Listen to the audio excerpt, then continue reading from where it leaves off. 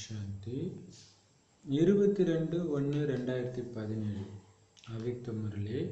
இதோடைய original date என்னன்னா 12/1/1982. அப்போல்லாம் 6 நாளைக்கு ஒரு தடவை பாபா வருவார் போல இருக்கு. நிறையா வந்திருக்கிறார் அந்த டைம்லாம். போன தடவை தான் 6ஆம் தேதி வாணி இப்போ வந்துச்சு, அதுக்கு முன்னாடி 1ஆம் தேதி வாணி வந்துச்சு. இப்போ பாருங்க, அப்புறம் எவ்வளோ கொடுத்து வச்சவங்க எல்லாம் 6 நாளைக்கு ஒரு தடவை பாபா மீட்டுனா இல்லை 82லே அவ்யக்த பாபா மீட்டே சொல்கிறான். பாபா மீட்டே அவ்வளோ சீக்கிரம் வந்துட்டு இருக்கு. உலகத்துக்கு நன்மை முரளி தலைப்பு உலகத்துக்கு நன்மை ஏற்படுவது ஆதாரமூர்த்தி ஆத்மாக்களை பொறுத்தது. நம்ம தானே ஆதாரமூர்த்தி. உலகத்துக்கு நன்மை ஏற்படுறது உங்களை பொறுத்து தான் இருக்கு. அதுக்கு ஆதாரமே நீங்க தான்.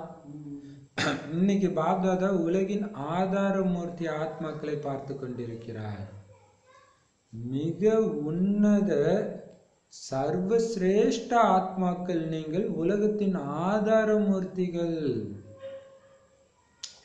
இந்த மாதிரி உயர்வா நம்மள பாராட்டுற ஒரு விஷயம் இருக்கு. என்ன மாதிரி நம்ம என்ன பாபாவோட உயர்ந்தவங்க, பாபாவோட நாம உயர்ந்தவங்க. ஆனா பாபா நம்மளை புகழாரு.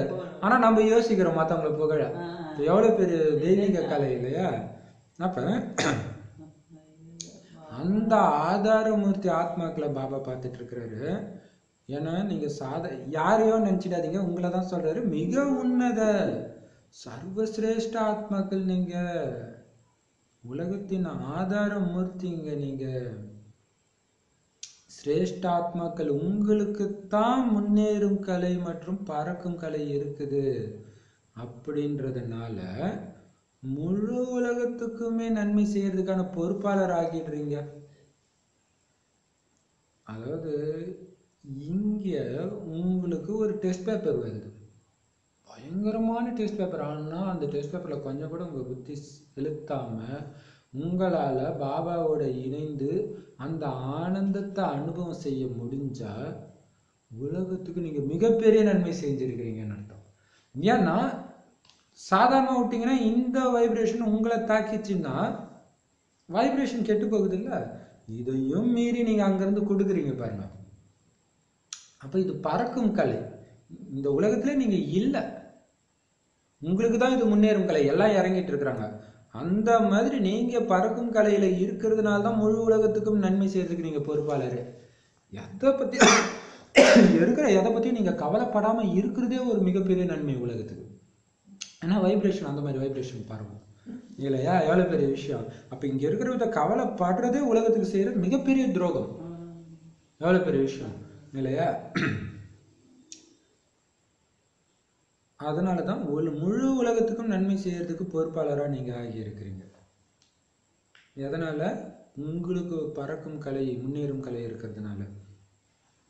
முக்தி மற்றும் ஜீவன் முக்தி அடையிறதுக்கான அனைத்து ஆத்மாக்களுடைய பல பிறவிகளின் ஆசைகள் தானாவே நிறைவேறியது.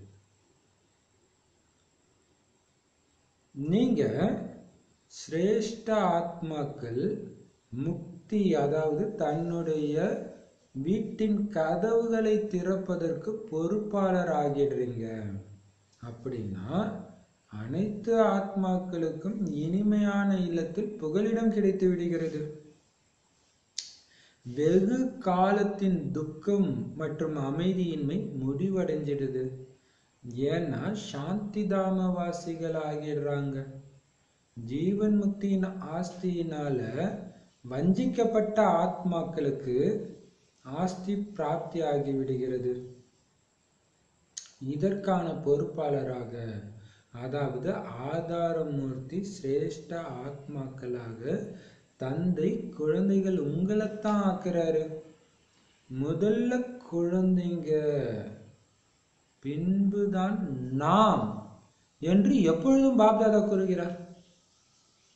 முதல்ல குழந்தைங்க, அப்புறம் நாம அப்படின்னு எப்பவுமே பாப்தாதா சொல்றாரு.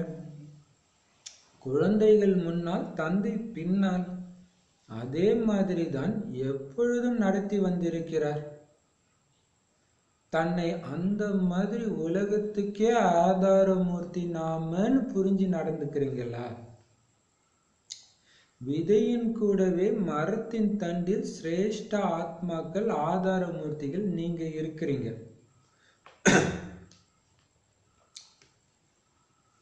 இல்லையா? விதை கூடவே இருக்கிறோம், சிவபாபாவோட இணைஞ்சு இருக்கிறோம். மரத்தின் தண்டு பகுதியில இருக்கிறீங்க நீங்க. இல்லையா? நம்மளுடைய பார்ட் வந்து தண்டுல தானே வருது, அந்த தலைகீழ் சிருஷ்டி மரத்துல. ஸோ விதை கூடவே இருக்கிறீங்க தண்டு பகுதியில. அப்படி அந்த மாதிரி சிரேஷ்ட ஆத்மாக்களுடன் சந்திப்பை செய்வதற்காக பாப்தாதா வர்றார். இப்போ பாபா பார்க்க இவ்வளோ உயர்ந்த விஐபியை நான் பார்க்க வரேன்ட்டு அவரு வராராம். இல்லையா? அப்படி சிரேஷ்ட ஆத்மாக்கள் உங்களை பார்க்கறதுக்காக நான் வரேன்.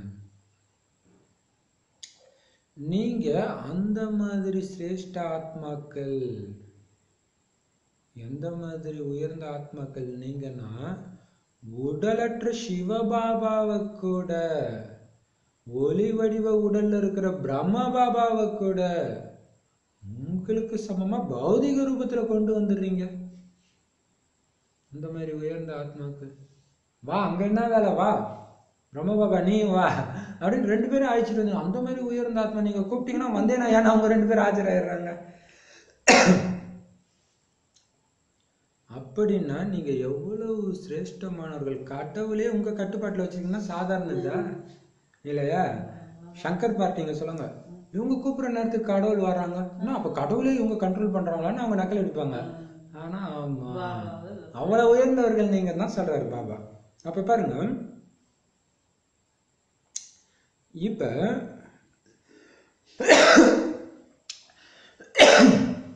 முக்தி, ஜீவன் முக்தி தான் பல பிறவிகளுடைய ஆசை எல்லாருக்குமே. அந்த ஆசையை உங்களுடைய பறக்கும் கலையினால தான் நிறைவேறுது. அப்படியே பறந்துகிட்டே குஷி குஷியா பாபா சேவை செய்ய செய்யதான் அது நிறைவேறுது. அதிலும் குறிப்பா இந்த முக்திக்கு தான் நிறைய பேர் இருக்கிறாங்க. முக்தினா என்ன? பரந்தாமத்துக்கு போறது. ஆனா எல்லாரும் போக முடியுமா? அந்த கதவு திறந்தாதான் போகும். அந்த கதவை யார் திறக்கிறது? பிராமணர்கள் தான் திறக்கிறாங்க. பிரம்ம பாபாவோட சேர்ந்து முதல்ல அதை அவங்க தான் தராங்க. இவங்க அந்த கதவை திறந்தாதான் எல்லா ஆத்மாக்களும் அப்பாடா துக்கத்துல இருந்து விடுதலைன்ட்டு போய் உட்காரணும். அப்ப எவ்வளவு உயர்ந்த பார்ட் உங்களுடையது. எல்லாருக்கும் ஆறுதல் கொடுக்குறீங்க இல்லையா? அந்த அமைதி கதவை திறக்கிறதுக்கு பொறுப்பாளராகவே ஆயிடுறீங்க. அப்பதான் உங்களுக்கு அந்த இனிமையான வீட்டுல புகலிடம் கிடைக்குது. அது மட்டும் இல்லாம நீண்ட காலம் துடிச்சிட்டு இருந்தாங்க பாருங்க, துக்கத்திலும் அமைதியின்மையிலும், எல்லாம் ஒரு முடிவுக்கு வந்துடுது. ஏன் வந்துடுது? அவங்க எந்த அமைதியை தேடிட்டு இருந்தாங்களோ அந்த அமைதி நிறைந்த வீட்டுக்கே போயிடுறாங்க. அதே மாதிரி ஜீவன் முக்தியின் ஆஸ்தியினால வஞ்சிக்கப்பட்ட ஆத்மாக்களுக்கு எல்லாருக்கும் ஜீவன் முக்தி கிடைக்காது. பாபாவை புரிஞ்சுக்கிட்டு ஏத்துக்கிட்டா தானே கிடைக்கும். ஸோ அந்த மாதிரி ஆத்மாக்களுக்கான ஆஸ்தி வந்து முக்தி தான். அது அவங்களுக்கு பிராப்தி ஆயிடுது. ஜீவன் முக்தி கிடைக்கல, சரி பரவாயில்ல, முக்தியாவது கிடைக்குது. இதற்கான பொறுப்பாளரா ஆதாரமூர்த்தியே நீங்க தானே, உங்களை தான் அவர் ஆக்குறாரு. ஆதாரமூர்த்திகளான சிரேஷ்ட ஆத்மாக்களான குழந்தைங்களைத்தான் பாபா ஆக்குறாரு. எப்பவும் நீங்க தான் முன்னாடி, நாங்க பின்னாடின்னு பாப்தாதா சொல்றாங்க. அந்த மாதிரி தான் பாபா எப்பவுமே குழந்தைங்கள தான் முன்னுக்கு வச்சு நடத்திட்டு இருக்காரு. நான் எவ்வளவு பெரிய ஆளு தெரியுமா அப்படி நான் சொல்லின்னு இருக்கிறாரு. நீங்க எவ்வளவு பெரிய ஆளு தெரியுமான்னு தான் சொல்லிட்டு இருக்கிறாரு. அப்ப அந்த மாதிரி இந்த உலகத்துக்கே நான் ஆதாரமூர்த்தின்னு புரிஞ்சு நடந்துக்கிறீங்களா? ஏன்னா விதையோடு கூடவே மரத்தின் தண்டுல இருக்கிறீங்க, பக்கத்திலே இருக்கிறீங்க. இப்ப கடவுளுக்கு பக்கத்துல, இப்பவும் கடவுளுக்கு எதிர இருக்கிறீங்க, அங்கேயும் கடவுளுக்கு பக்கத்துல இருக்கிறீங்க. அப்ப நீங்க எவ்வளவு பெரிய உயர்ந்த ஆத்மாக்களா இருந்தா கடவுளுக்கு பக்கத்துல இருப்பீங்க. கடவுளை வான்னு சொன்ன இந்த உயர்ந்த ஆத்மாக்களை பக்கத்தான் நானே வரேன். அது மட்டும் இல்லாம உடலே இல்லாதவரையும் வா உடலுக்குள்ளன்னு பிடிச்சி போட்டுடுறீங்க. இல்ல பேய் இதெல்லாம் சொல்லுவாங்க, அது மாதிரி பேய் இருந்தா பிடிச்சி ஒரு டப்பாக்குள்ள போட்டு மூடி வைப்பாங்களே, அந்த மாதிரி பாபாவை பிடிச்சி உடம்பே இல்லாதவரை பிடிச்சி உடம்புக்குள்ள போட்டுடுறீங்க. எவ்வளவு சூப்பர் இல்லையா? சுதந்திரமா இருந்த எண்ணெய பிடிச்சி உடம்புல வர வச்சிடுறீங்க. அப்ப நீங்க என்ன சாதாரண ஆத்மாவா? அப்படின்னா இங்க எவ்வளவு சிரேஷ்ட ஆத்மாக்கள் அந்த மாதிரி உயர்ந்த ஆத்மா நானுன்னு புரிஞ்சுட்டு ஒவ்வொரு காரியமும் செய்றீங்களா? அப்ப உங்களுடைய ஒவ்வொரு காரியமும் எப்படி இருக்கணும்? உலகமும் கடவுளும் என்னை பார்த்துட்டு இருக்கிறாங்க, உயர்ந்தவன் உயர்ந்தவன் சொல்லிட்டு இருக்கிறாங்கன்னா அந்த மாதிரி நினைப்போட காரியத்தை செய்றீங்களா? இல்ல ஏனோ தானோன்னு பண்றீங்களா? இந்த நேரத்துல நினைவு சொரூபம் மூலம் நிரந்தரமாக சக்தி நிறைந்த சொரூபமாக ஆகியே விடும். இந்த ஒரு அட்டென்ஷன் கவனம் இயல்பாகவே எல்லைக்குட்பட்ட டென்ஷனை மன அழுத்தத்தை அகற்றிடுது.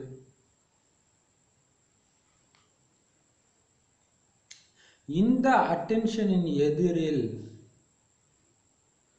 எந்த விதமான டென்ஷனும் அட்டென்ஷனில் மாற்றிவிடும்.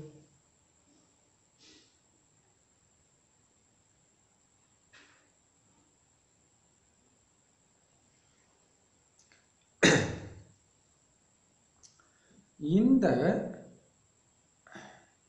மேலும் இதே சுய மாற்றம் மூலம் உலக மாற்றம் சுலபமாக ஆகிவிடும்.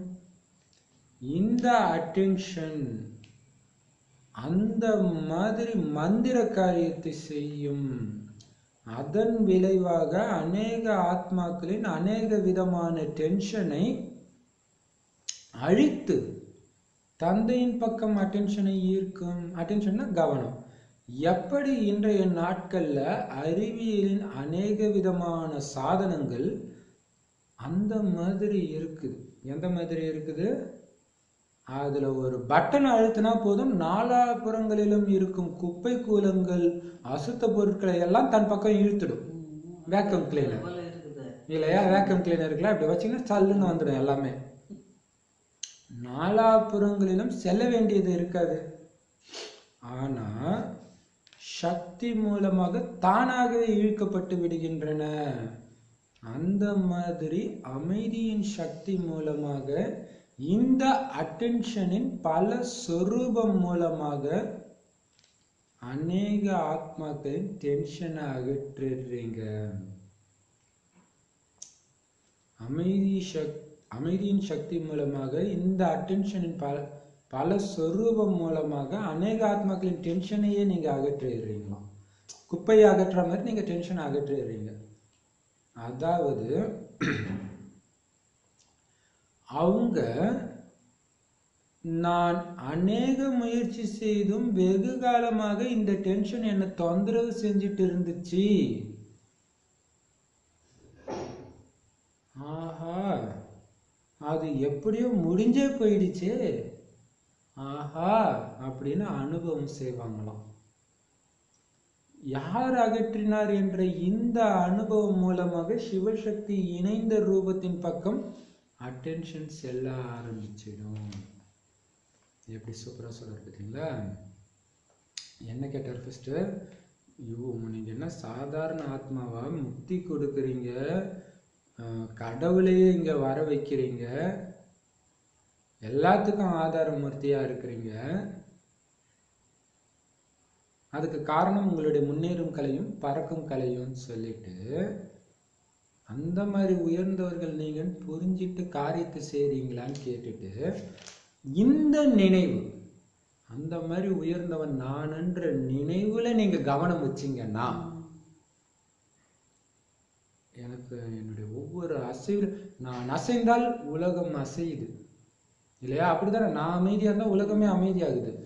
அந்த கவனம் மட்டும் நீங்க வச்சீங்கன்னா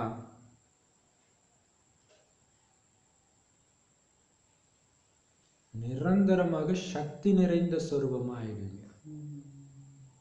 நான் தான் நாராயணன்ற உணர்வு வந்தா எப்படி இருக்கும்? இப்பவே நான் நாராயணனை உருவாக்குற ஆதாரமூர்த்தியை நான் தான் நினைச்சா கரெக்ட் தானே? பிராமணர்கள் மூலமா தானே ஆகுது. அப்ப ஆட்டோமேட்டிக்கா நிரந்தரமா சக்தி நிறைந்த சொரூபமா ஆயிடுவீங்க. நான் சாதாரண ஆத்மா கிடையாது அப்படின்னு ஞாபகம் வச்சா இல்லையா? மாமாவுக்கும் பாபாவுக்கும் அது தெரியும். சாதாரண ஆத்மா கிடையாது, உலக மாற்றத்தின் அச்சாணி நாங்க 2 பேரும்ட்டு. அதனால்தான் நிரந்தரமா சக்தி சொரூபமா இருந்தாங்க. ஆனா அதை நீங்க மறக்காதீங்க. மறக்கிறதுனால தான் சக்தி இழக்கிறீங்க. அப்ப இந்த ஒரே ஒரு கவனம் மட்டும் நீங்க வச்சீங்கன்னா இல்லையா, நான் டென்ஷன் ஆனா உலகமே டென்ஷன் ஆகிடும். அதுக்காகவாவது நான் டென்ஷன் ஆகக்கூடாது. பாபா சொன்னார்ல 2 நாள் முன்னாடி, குழந்தைங்க கிட்ட டென்ஷன் ஆகக்கூடாது, கத்தக்கூடாதுன்னு. ஏன் சொன்னாரு? ஏன்னா அது அந்த குழந்தைய மட்டும் பாதிக்காது, ஒட்டுமொத்த உலகத்தையும் பாதிக்கும். வேணா தனியா அழகா அமைதியாட்டு போய் ரூம்ல பூட்டி போடுங்க, சாப்பாடு கொடுக்காதீங்க. நீங்க டென்ஷன் ஆகக்கூடாது, அது முக்கியம். ஏன்னா அது ஸ்ரீமத் கிடையாது. ஏன்னா உங்களுடைய ஒவ்வொரு அசைவும் இந்த உலக மாற்றத்தை நிர்ணயிக்குது. அந்த கவனத்தோட ஒரு விஷயத்தையும் பண்ணீங்கன்னா, நான் இங்க கோபப்பட்டேன்னா அங்க நிறைய ஊர்ல நிறைய என்னுடைய குழந்தைங்க செத்துருவாங்க. அந்த மாதிரி இருந்தா அப்ப என்ன ஆகும்?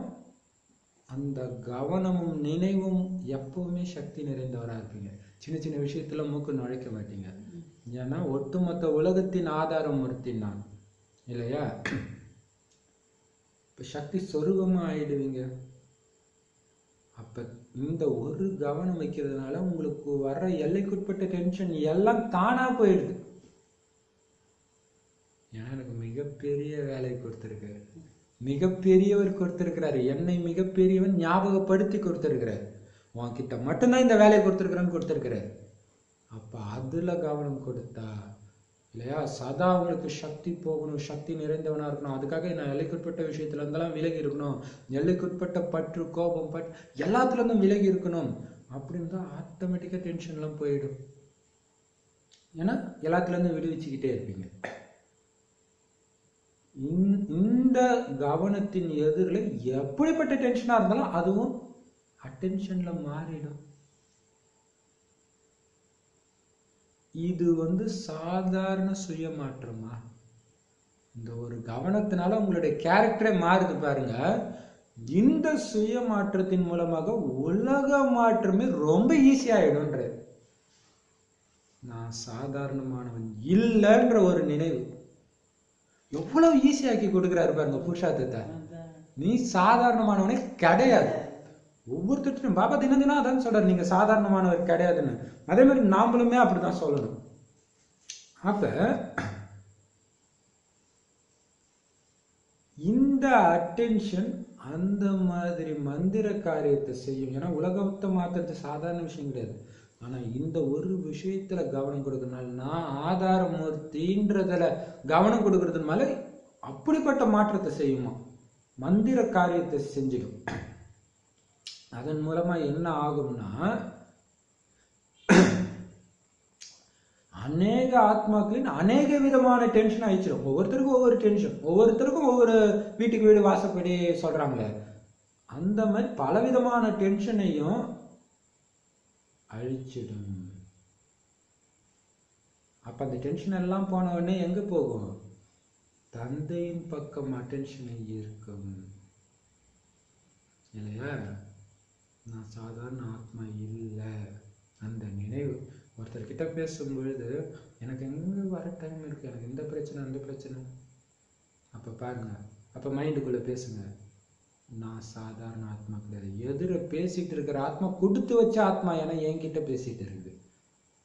அப்ப அந்த நிச்சய புத்தியோட அந்த ஆத்மாவுடைய தலையெழுத்தை மாற்ற போறன்றதோட அந்த ஆத்மா கிட்ட சொல்லுங்க, நீங்க இப்ப என்னென்ன பிரச்சனை இருக்குதுன்னு சொன்னீங்களோ அது எல்லாம் நாளைக்கே தீர்ந்துடும், வாங்கன்ட்டு போங்க.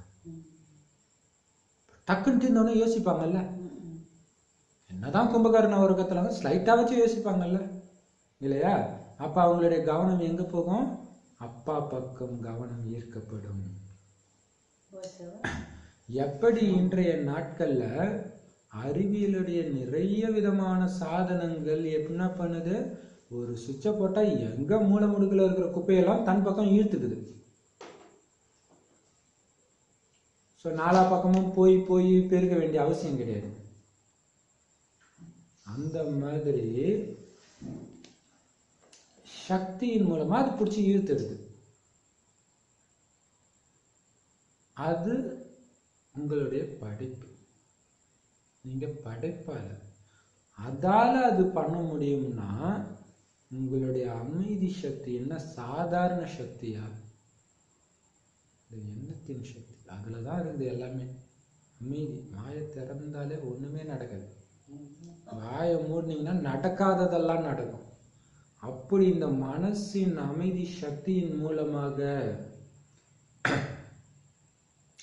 இந்த கவனத்தின் பல சொரூபம் மூலமாக கவனம் மட்டும் வச்சுட்டே இருங்க. நான் சாதாரண ஆத்மா கிடையாது. இங்க கொஞ்சம் டென்ஷன் ஆனாலும் பலர் அதனால பாதிக்கப்படுவாங்க. இருக்கக்கூடாது. இந்த மாதிரி பல சொரூபத்துல நீங்க கவனம் கொடுக்கறதன் மூலமாக பல ஆத்மாக்களின் டென்ஷனை மாத்திடுறீங்க.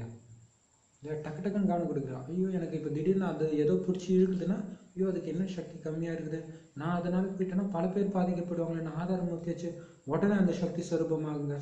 இப்படி பண்ண பண்ண என்ன ஆகுது, நீங்கள் அமைதியின் சொரூபம் ஆகுறதுனால அவங்களுடைய டென்ஷன் எல்லாம் போயிடுது. இல்லையா? அம்மா குழந்தை டென்ஷனாக இருக்கும்போது மடியில் போட்டு தாலாட்டு பண்ணுற மாதிரி தான் இது. உங்களுடைய அமைதி சக்தி போய் அவங்கள தாலாட்டி அமைதியாக்கிடுது, டென்ஷனை அகற்றிடுது. அதாவது அவங்க எப்படி ஃபீல் பண்ணுவாங்கன்னா, நான் என்னென்னமோ பண்ணி பார்த்தேன், எனக்கு நைட்டு தூக்கமே வராம டென்ஷன்ல இருந்தேன், எப்படிதான் முடிஞ்சதுன்னே தெரியலையே உங்க தொடர்புல வந்தவர்னு. ஒரு ஆத்மா வந்தார் தெரியுமா, நான் நிம்மதியா நேற்று தூங்கணும்னு சொன்னார், ஞாபகம் இருக்கா? ஆனா ஒரு நாள் தான் வந்தார், அடுத்து வரல. அது வரைக்கும் எனக்கு தூக்கமே வரல, ஒரு பதற்றமும் இல்லைன்னு. இல்லையா?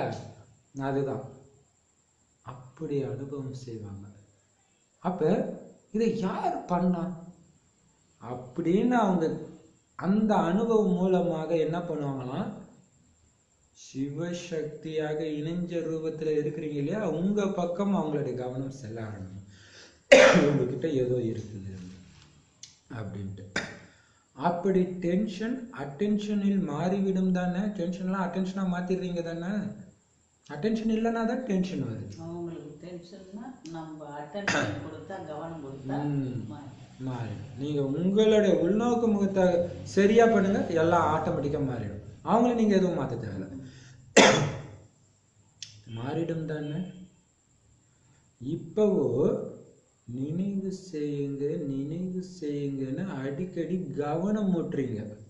ஆனா எப்பொழுது ஆதாரமூர்த்தி சக்திசாலி சொரூபத்துல நிலைச்சிருந்தாரோ அப்ப அவர் தூரத்துல அமர்ந்திருந்தாலும்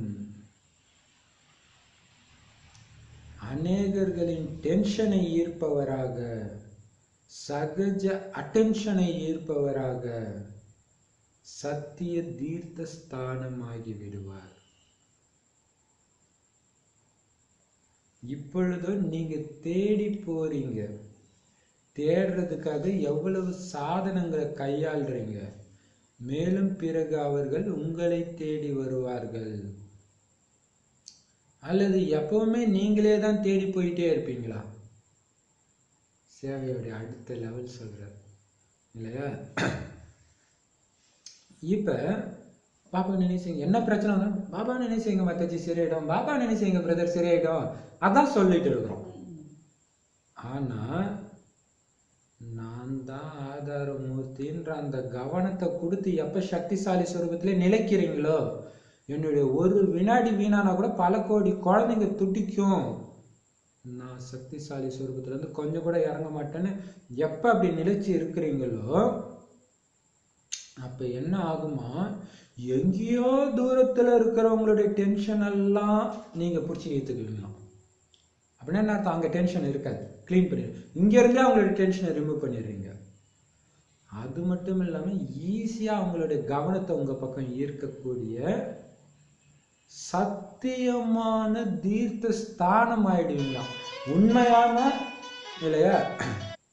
அப்ப மற்றவங்களுடைய கவனம் எல்லாம் உங்க பக்கம் தான் வரும், அதாவது சத்திய தீர்த்த ஸ்தானம் ஆயிடுங்க, உண்மையிலேயே வழிபடக்கூடிய கோயிலாகவே நீங்க மாறிடுறீங்க.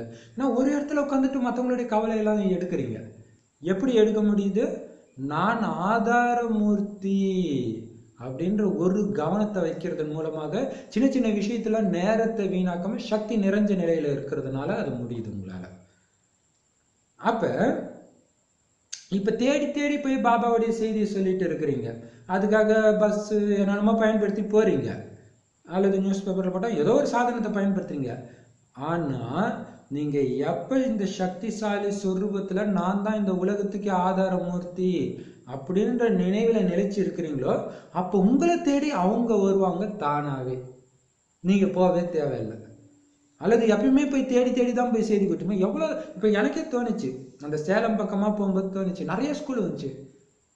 ஃபர்ஸ்ட் ஒரு ஸ்கூல் பார்க்கும்போது நம்ம இங்க பண்ணணும், நல்லா இருக்கும் அப்படின்னு தோணுச்சு. அப்புறம் என்ன வரிசையா வந்துட்டே இருக்கு. இத்தனைக்கும் நம்ம எப்படி பண்ண முடியும்? தமிழ்நாடு ஃபுல்லா எத்தனை ஸ்கூல் இருக்கு, உலகம் ஃபுல்லா எத்தனை ஸ்கூல் இருக்கு, எவ்வளவு மக்கள் இருக்கிறாங்க. அப்ப எவ்வளவு நாள் தான் போயிட்டு இருப்பீங்க? உங்களுடைய சக்தி சொரூபத்தின் மூலமாக அவங்க வரணும் இல்லையா? அப்ப ஒட்டுமொத்த உலகமே கடவுளையே நான் இந்த பூமிக்கு வர வைக்கக்கூடிய உயர்ந்த ஆத்மா. ஸோ எல்லாமே என்னில் தான் ஆதாரப்பட்டிருக்கு. பாபாவே எனக்கு பின்னாடி தான் இருக்கிறார், என்னதான் முன்னுக்கு வச்சிருக்கிறார். அப்ப என்னை நம்பி எவ்வளவு பெரிய பொறுப்பு கொடுத்திருக்காரு அப்படின்ற ஞாபகம் இருந்தா ஆட்டோமேட்டிக்கா சக்திகள் நிறைஞ்சுதான் இருப்பீங்க. அப்படி இருக்கும்போது தானா உங்களை தேடி வருவாங்க. ஐயோ என் கவலையெல்லாம் நீதான் தாயை நீக்குனேன்ட்டு எப்படி கோயில்ல சொன்னாங்க, அந்த மாதிரி உங்ககிட்ட சைத்தன்ய கோயிலா நீங்க இருப்பீங்க. உங்களை தேடி வருவாங்க. அல்லது இன்னும் நீங்க போயிட்டே தான் இருக்க போறீங்களா? சக்தி ஸ்வரூபமாகுங்க. சக்தி ஸ்வரூபம் என்ன தானா நடக்கும்ன்றாரு. அறிவியலும் அதுக்காக இப்ப சேவை செய்யக்கூடாது சொல்ல, இது அடுத்த சேவை இல்ல. இது பண்ணிக்கிட்டே அதையும் பண்ணிக்கிட்டே இருக்கணும். ஏன்னா ஒரு டைம்ல உங்களால போக முடியாது. அறிவியலும் சிரேஷ்ட ஆத்மாக்களின் சிரேஷ்ட காரியத்தில் சகயோகி. கொஞ்சம் குழப்பம் ஏற்பட்டதும் சரி, கொஞ்சம் குழப்பம் மட்டும் ஏற்படட்டும், மேலும் நீங்கள் உங்களை உறுதியானவர் ஆக்கிவிடுங்கள். பிறகு பாருங்கள், நீங்கள் ஆன்மீக காந்தமா இருப்பீங்க. அநேக ஆத்மாக்களை சுலபமாகவே எப்படி இழுத்துடுவீங்கன்னு மட்டும் பாருங்க. ஏன்னா நாளாக நாளாக அவங்க தன்னுடைய முயற்சி என்ற கால்களால செல்வதற்கு தகுதியானவர்களா கூட இருக்க மாட்டாங்க. சுயமா முயற்சி பண்ண கூட முடியாது. அவங்களால கால் ஒடிஞ்சு போயிருப்பாங்கன்ற முயற்சின்ற கால் போயிடும். அதுதான் மற்றவங்களுக்கு ஊன்றுகோல் ஆகுங்க ஊன்றுகோல் ஆகுங்கன்றாரு. ஊன்றுகோல் ஆகுங்க வாய் வழியா ஞானத்தை சொல்றதுக்கும் சொன்னாரு. பட் ஆனா அந்த டைம்ல நீங்க சொன்னா கூட அவங்களால ஆத்மாவை நினைவு செய்ய கூட முடியாது. ஏன்னா அந்த மாதிரி பலமற்ற ஆத்மாக்களா ஆயிடுவாங்க. அந்த மாதிரி சூழ்நிலை மோசமாயிடும். ஒண்ணுமே பண்ண முடியாது. ஒட்டுமொத்த குடும்பமும் ஒரு கிறிஸ்தவ ஆத்மா வந்துச்சு, ஞாபகம் லட்சுமி மாதாஜின்ட்டு பையன் இறந்தான், அப்படியே கண்டினியூஸா என்னென்னமோ ஆச்சுன்னாங்க இல்லையா? அது மாதிரி நடந்தா என்ன ஆகும் இல்லையா? அப்ப என்ன ஆகும்னா, இந்த உயர்ந்த காரியத்துல அறிவியல் கூட உங்களுக்கு ஹெல்ப் பண்ணுமா? போரு இதெல்லாம் அறிவியல் தானே பண்ணுது இல்லையா? அணுகுண்டு எல்லாம் தயாரிச்சு வச்சிருக்க, அது உங்களுக்கு ஹெல்ப் பண்ணுமா? ஏன்னா கொஞ்சம் குழப்பம் வந்த உடனே எல்லாம் பலகீனமானவராகிடுவாங்க. ஆனா நீங்க என்ன ஆகணும்? உறுதியானவரா உங்களை ஆக்கிடுங்க. அதை மட்டும் நீங்க பார்த்துக்கோங்க. என்ன ஆனாலும் ஆடாம அசையாம உங்களுடைய அமைதி குறையாம மட்டும் நீங்க பார்த்துக்கோங்க. அப்ப என்ன ஆகுதுன்னு மட்டும் பாருங்க. காந்தம் பிடிச்சி இழுக்கிற மாதிரி நீங்க ஆன்மீக காந்தமா இருக்கீங்கன்னா எல்லா ஆத்மாவையும் ஈஸியா இழுத்துடுவீங்களாம். ஏன்னா சுயமா நிக்கக்கூடிய சுயமா யோசிக்கக்கூடிய எந்த சக்தியும் இருக்கான். எனக்கு அமைதி கொடுத்தா போதும் தாயேன்னு வருவாங்களாம். கொஞ்சம் சக்தி இருக்குது, அதனால கொஞ்சம் தெனாவட்டா இருக்கிறாங்க. கடைசியில எதுவும் இருக்காது, டிவி இருக்காது, ரேடியோ இருக்காது, எங்க போவாங்க? டிவி இல்லைன்னா இப்பயே எல்லாம் பைத்தியமா தான் இருப்பாங்க இல்லையா?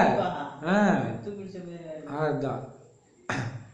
அப்ப சுய முயற்சி பண்றதுக்கும் தகுதியற்றவர்களா ஆயிடுவாங்க. அந்த மாதிரி பலகீனம் ஆயிடுவாங்க, பலமற்றவர்களா ஆயிடுவாங்க. அந்த மாதிரி பலமற்ற ஆத்மாக்களை சக்தி சொரூப ஆத்மாக்களாகிய உங்களுடைய சக்தி தன்னுடைய சக்தியின் கால்களை கொண்டு நடத்துவிக்கும். அதாவது தந்தையின் பக்கம் இழுத்துவிடும். அந்த மாதிரி நிரந்தரமாக பறக்கும் கலையில் அனுபவி ஆனீங்கன்னா அநேக ஆத்மாக்களின் துக்கம் அமைதியின்மையை நினைவிலிருந்து அகற்றி புகலிடத்திற்கு சென்றடைய செய்யுங்கள். தன்னுடைய இறக்கைகள் மூலம் பறக்க வேண்டியதாக இருக்கும். முதலில் நீங்களே அந்த மாதிரி சக்தி நிறைந்த சொரூபமாக ஆனீர்கள் என்றால்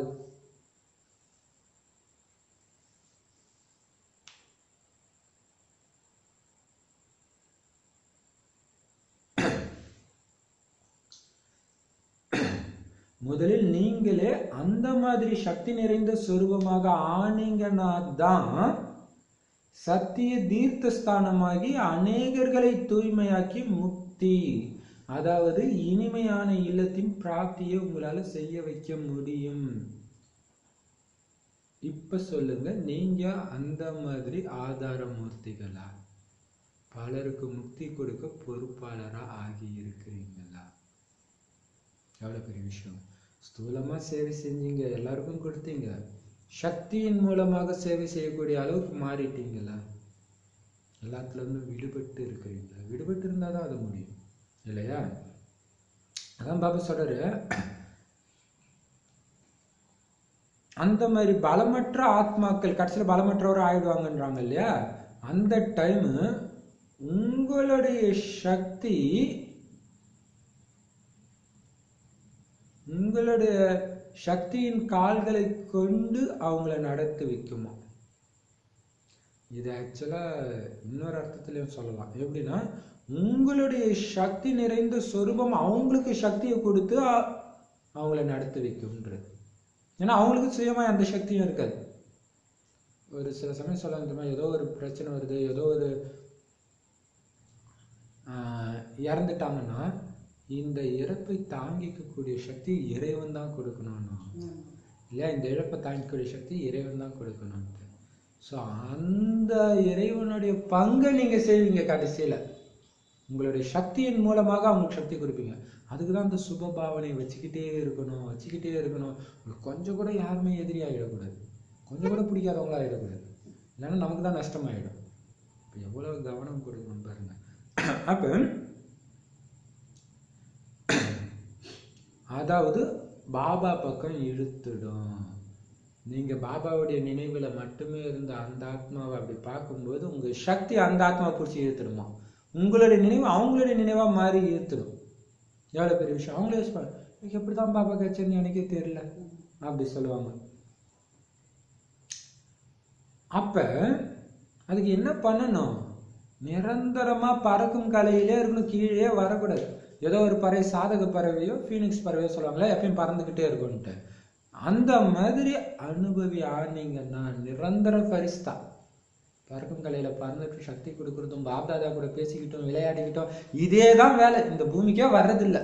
அப்படி நீங்க இருந்துட்டீங்கன்னா ஈஸியா மற்ற ஆத்மாக்களுடைய எப்படிப்பட்ட துக்கமான அமைதியின்மையையும் பாபாவுடைய நினைவிலிருந்து உங்களால அகற்ற முடியும். புகலிடம் பரந்தாமத்துக்கு அழைச்சிட்டு போக முடியும். ஸோ முக்தியே பாபா நம்ம மூலமா தான் கொடுக்கிறார். அப்ப நாம ஜீவன் முக்தி நிலையில இருக்கணும், முக்தி நிலையில இருக்கணும், அப்பதான் கொடுக்க முடியும். ஸோ அதுக்கு தான் ஏன் எதன் மீதும் பற்று வைக்காதீங்கிறாரு. இவ்வளோ பெரிய சக்தி உங்களுக்குள்ள அப்பதான் நிரம்பும், இல்லைன்னா நிரம்பது. அப்படி அழிச்சிட்டு போங்க. பறக்கும் கலையில போய் எல்லாரையும் அழிச்சிட்டு போங்கன்றார். ஏன்னா உங்களுடைய ரெக்கைகள் மூலமாக பறக்க வேண்டியதா இருக்கும். அதுக்கு நீங்க முதல்ல என்ன ஆகணும்? அந்த மாதிரி சக்தி சொரூபமாக ஆகணும். முதல்ல நீங்க அப்படி ஆகணும். அப்பதான் மற்றவங்களை அந்த ரெக்கையில உட்கார வச்சு அழைச்சிட்டு போக முடியும். அப்பதான் சத்திய தீர்த்த ஸ்தானமாக நீங்க மாறி, இல்லையா? அந்த கோயில்னாலே தூய்மையான இடம், உள்ள வரவங்க தூய்மையா இருப்பாங்க. அவங்களால தூய்மையா இருக்க முடியாதுன்னா கூட நீங்க தூய்மையாக்கிடுவீங்களாம். அந்த மாதிரி உயிரோட்டம் உள்ள கோயிலாக ஆகி அவங்கள நிறைய பேரை தூய்மையாக்கி முக்திக்கு அழைச்சிட்டு போக முடியும், முக்தி அடைய செய்ய முடியும். அந்த மாதிரி ஆதார மூர்த்திகளா? பலருடைய முக்திக்கு ஆதார மூர்த்தியே நான் தான். அது என்ன சாதாரண விஷயமா அது? அப்ப இன்னைக்கு பாப்தாதா அந்த மாதிரி கடைசியில சுனாமி வருது, இது ஐயோ பாபா இதுல இருந்து நான் எப்படி காப்பாத்துறதுன்னு நினைக்கிற பாபா குழந்தைக்கும், ஐயோ எனக்கு நீ இருக்கிற பாபா, இவங்களுக்குலாம் யார் இருக்கிறா, ஐயோ நான் தானே முக்தி கொடுக்கணும்னு ஞாபகம் வர்றதுக்கும் தான் டிஃபரன்ஸ். தன்னை பற்றி நினைவோ தன்னுடைய உடலை பற்றி நினைவோ இல்லாம ஒட்டுமொத்த ஆத்மாக்களை தூக்கிட்டு போகணுன்ற நினைவு அந்த நேரம் இருக்கிறவங்க மூலமா தான் சேவை நடக்கும். தன்னை காப்பாத்திக்கணும்னு நினைக்கிறவங்களுக்கு முடிஞ்சு போச்சு, அவங்களுக்கு வேற ஒருத்தங்க சக்தி கொடுக்க வேண்டியதா போயிடும்.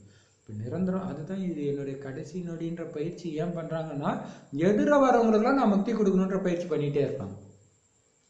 திடீர்னு வராது, அது இப்பத்துல இருந்தே பண்ணாதான் வரும் இல்லையா? அந்த மாதிரி ஆதாரமார்த்தி குழந்தைகளை பாபா பார்த்துட்டு இருக்கிறார் பாப்தாதா. ஒருவேளை ஆதாரமே ஆட்டம் காண்கிறது என்றால் அவங்க மற்றவங்களுக்கு ஆதாரமா எப்படி ஆக முடியும்? எவ்வளவு சூப்பர் பாயிண்ட். கடகாலே ஆடுதுன்னா வீட்டை எப்படி அது பிடிச்சி நிறுத்திட்டு இருக்கும்? அதனால நீங்க ஆடாதவர்களாக ஆனீர்கள் என்றால் உலகத்துல குழப்பம் ஏற்பட்டுடும். ஏன்னா ஆதாரமூர்த்தி நீங்க ஸ்ட்ராங் ஆயிட்டீங்கன்னா அங்க ஆட்டம் காண ஆரம்பிச்சிடுமா, அப்ப நீங்க ஆதாரமூர்த்தியா இருப்பீங்க. இப்ப நீங்க ஸ்ட்ராங் ஆகுங்க. உலகத்துல ஏன் எதுவும் நடக்கலைன்னா நீங்க இன்னும் ஸ்ட்ராங் ஆகல, ஆயிட்டீங்கன்னா அது நடந்துடும்ன்ற.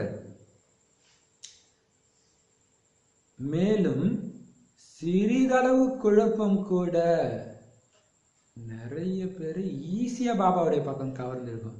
கடைசியில இயற்கை உங்களுக்கு ஒத்துழைக்கும், சயின்ஸ் ஒத்துழைக்கும். ஏன்னா அவங்க போடுற குண்டு, நாம அமைதியா சொல்லி எல்லாம் கேட்காதவங்க அந்த குண்டை பார்த்தா ஐயோ எனக்கு அமைதி தான்ப்பா வேணும்ட்டு ஓடி வந்துருவாங்க. நடக்கும் தானே? சுற்றி இந்த தெருவில் இருக்கிற எல்லார் வீட்லயும் டெத்து வந்துச்சுன்னா அலறி அடிச்சுட்டு ஓடி வர மாட்டாங்க இல்லையா? அப்ப இப்ப நேத்து போய் சொல்றேன், இந்த இன்னைக்குதான் மதியம் பேசினார், சொல்றேன் உலகம் அஞ்சா நல்லதுதான் அப்படி ஜாலியா உட்காந்து பேசுறாங்க. அது நடக்கும்பொழுது என்ன ஆகும்? விடுவிடுன்னு ஓடி வந்துடுவாங்க நிறைய பேர். ஆமா அந்த பிரதர் சொன்னாரு, அந்த மாதாஜி சொன்னாங்கன்ட்டு விடுவிடுன்னு ஓடி வந்துடும். ஐயோ அடுத்தது என்ன, எப்படி நினைக்கணும்னு சொல்லுங்க, என்னால தாங்க முடியல, தூக்கம் நெஞ்சு அடிக்குது, கவலை, நான் இப்ப இந்த உடம்பு விட்டு பிரியணும்னு தான் நினைப்பாங்க அந்த நேரம். இதுல பெரிய ஆச்சரியம் என்ன தெரியுமா? இந்த அவங்க அம்மா ஒரு மாதிரி பித்து பிடிச்ச மாதிரி இருக்காங்களா, நான் சொல்லும்போது அந்த அம்மா மட்டும்தான் கேட்டாங்க. அவ்வளவு ஆச்சரியமா, எனக்கு ஆச்சரியமா இருந்துச்சு. ஆமா அப்புறம் சின்சியரா கேட்டாங்க. ஆனா மற்ற ஆத்மாக்கள் தான் உண்மையிலே பைத்தியம். அந்த ஆத்மாவுக்கு அந்த துக்கத்துல தெரியுது இல்லையா? இப்ப பாபா சொல்றாரு, கொஞ்சம் குழப்பம் ஏற்பட்டா கூட சுலபமா தந்தையின் பக்கம் எல்லாரையும் கவர்ந்து இழுக்கும். ஒரு பக்கம் கும்பகர்ணர்கள் விழித்தெழுவார்கள், இன்னொரு பக்கம் அநேக ஆத்மாக்கள் யார் சம்பந்தம் மற்றும் தொடர்புல வந்திருக்கிறாங்களோ ஆனாலும் இதுவரையிலும் அலட்சியம்ன்ற தூக்கத்துல தூங்கிட்டு இருக்கிறாங்களோ அந்த மாதிரி அலட்சியத்தின் தூக்கத்தில் தூங்கி கொண்டிருக்கும் ஆத்மாக்களும் விழித்தெழுவார்கள். ரெண்டு விதமானவங்க விழித்தெழுவாங்கன்றாரு. ஒண்ணு ஞானத்தையே கேட்காம கும்பகர்ணத்துக்கும் அடப்பாப்பா உலகம் இப்பயே சொர்க்கணுமோ வளரின்னு இருக்கிறார் அப்படி சொல்றவங்களும் ஏந்திருப்பாங்க. இன்னொன்னு பாபா குழந்தை ஆவியும் கூட அலட்சியத்தினால தூங்கிட்டு விகாரத்திலே மூழ்கி அட பார்த்துக்கலாம் கடைசி நேரம் சரி பண்ணிக்கலான்னு இருக்கிறாங்க. அவங்களும் அலறி அடிச்சு எழுந்தோம், ஐயோ வந்துருச்சு கடைசி நேரம்ட்டு. சூப்பர்ல, பாபா சொல்லும் போதே எவ்வளவு விஷயம் இருக்கு பாருங்க. அதெல்லாம் ஓகே, அவங்க ஏந்திரிப்பாங்க. அவங்கள எழுப்புறது யாரு? ஆடாத அசையாத ஆத்மாக்கள் நீங்க தான். புரிஞ்சுதா? எப்படி ஸ்ட்ரிக்டா சொல்றாரு பாருங்க. அவங்களை எழுப்புறதுக்கு பொறுப்பா இருக்கக்கூடியவங்க நீங்க தான். எப்ப? ஆடாத அசையாத ஆத்மாக்கள். காலையில எழுந்திரிச்ச உடனே மாயா அவங்க கிட்ட வந்து சொல்லுது. மாயா கிட்ட நீங்க சொல்லுங்க, பாப்பமா நீயா நானும் மோதிடலான்ட்டு. மாயா சொல்லுது, பாப்பமா உன்னை நான் எப்படி ஆட வைக்கிறேன்னு நீங்க சொல்லுங்க, பாப்போம் என்ன வேணாலும் பண்ணு, நான் ஆடாம அசையாம இருக்கேன். இந்த போட்டி தான் காலையில இருந்து நைட்டு தூங்குற வரைக்கும் நடக்குது. இது மட்டும் எப்பயும் ஞாபகம் இருக்கணும். நாடுனா உலகமே ஆடிடும். ஆதாரமூர்த்தியே நாடு. புரிஞ்சுதா? நீங்க தான் எல்லாரும் எழுப்புறதுக்கு பொறுப்பாளர். ஏன்னா சேவையுடைய ரூபம் அந்த மாதிரி மாறப்போகுது. போய் நோட்டீஸ் கொடுத்து இதை பண்ணி அதெல்லாம் மாறப்போகுது. இப்ப நீங்க தெரியப்படுத்துறீங்க. ஆனா இப்ப வேற ஒரு ரூபத்தை எடுக்க போகுது. சரி, அதுக்காக நிரந்தரமாக சிவசக்தி சொரூபமாகுங்கள். தானா அவங்க ஓடியாரணும். அந்த சொரூபமாகுங்க, இணைந்த சொரூபமாகுங்க. நம்ம பயிற்சி ஃபுல்லாவே இணைந்த சொரூபம் தான் பண்ணிட்டு இருக்கிறோம் ஜுவாலாமுகி பிராக்டிஸ் இல்லையா? அப்ப நிரந்தரமாகுங்க. இணைந்தவரா இருக்கிறீங்க, பட் நிரந்தரமா இருக்கணும். பிரிக்கவே முடியக்கூடாது. எவ்வளவு நேரம் நினைவு? உயிர் உள்ள வரைக்கும் பிரிக்கவே முடியக்கூடாது. அப்படி ஆகுங்க. நல்லது. அந்த மாதிரி எப்பவுமே சாந்தி மற்றும் சக்தி சொரூப குழந்தைகளுக்கு, சாந்த சொரூபத்திலும் சக்தி சொரூபத்திலும் இருக்கிற குழந்தைகளுக்கு தன்னுடைய சக்திசாலி நிலை மூலமாக அநேகருக்கு நினைவூட்டக்கூடிய, டென்ஷனை அகற்றி அட்டென்ஷன் மேல் கவனம் கொடுக்கக்கூடிய அந்த மாதிரி ஆதாரமூர்த்தி உலகத்தை மாற்றம் செய்யும் குழந்தைகளுக்கு பாப்தாதாவின் அன்பு நினைவுகள் மற்றும் நமஸ்காரம். வரதானம். பணிவு என்ற வரதானம் மூலமாக சுலபமாக வெற்றியை அடையக்கூடிய அனைவரின் மரியாதைக்குரியவராகுங்க. அதுக்கு விளக்கம், அனைவர் மூலமாக மரியாதை பெறுவதற்கான சகஜமான சாதனம் எது தெரியுமா? பணிவானவராக. பணிஞ்சு போறவங்களுக்கு தான் மரியாதை இல்லையா? ஆனா மாயா எப்படி நம்ம வச்சுட்டான்? குனிய குத்துவாங்க, அதெல்லாம் அறுக்கக்கூடாதுன்றாங்க. ஆனா பாபா என்ன சொல்ற? பணிஞ்சு போறவங்களுக்கு தான் எல்லாரும் மரியாதை கொடுப்பாங்க இல்லையா? நம்ம சொல்றத ஒருத்தவங்க பணிவா கேட்டாதானே அவங்க கிட்ட பேசணும்னே தோணும். பேசலனாலே அவங்க நம்மள மதிக்கலன்னு தான் அர்த்தம்.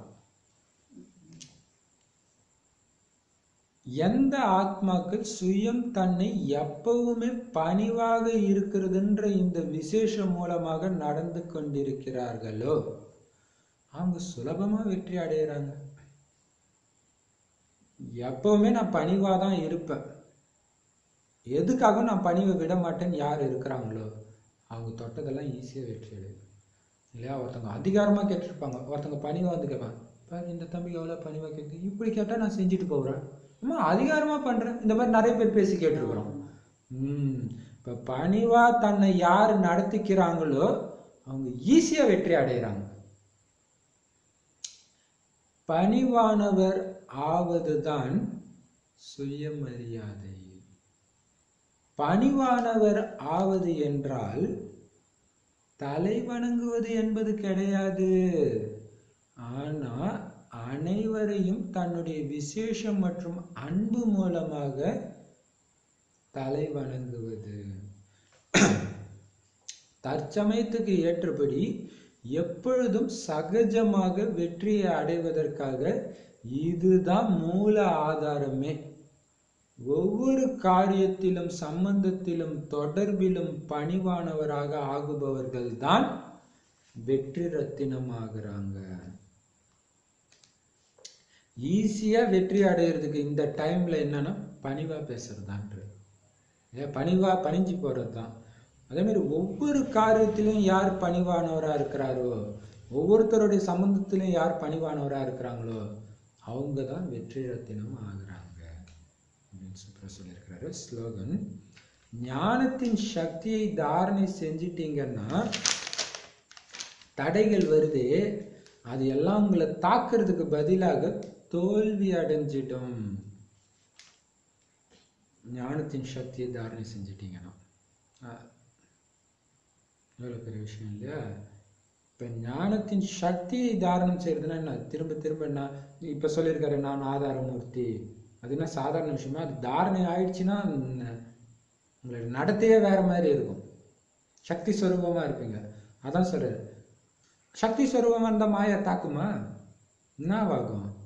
அது பணிஞ்சு போயிடும், அது தோல்வி அடைஞ்சிடும். அதான் சார், ஞானத்தின் சக்தியை மட்டும் நீங்க தாரணை செஞ்சிட்டீங்கன்னா அவ்வளோ பவர்ஃபுல் இருக்கிறதுனால தான் கேட்கும்போது உங்களுக்கு குஷி வருது இல்லை, கவலை மறக்குது இல்லை, அப்ப அதோடைய பவர் தெரியுது. ஆனா அதை நீங்க இன்னும் ஆழமா தாரணை பண்ணல, திரும்ப திரும்ப ஆசைப்பட்டு தாரணை பண்ணணும்.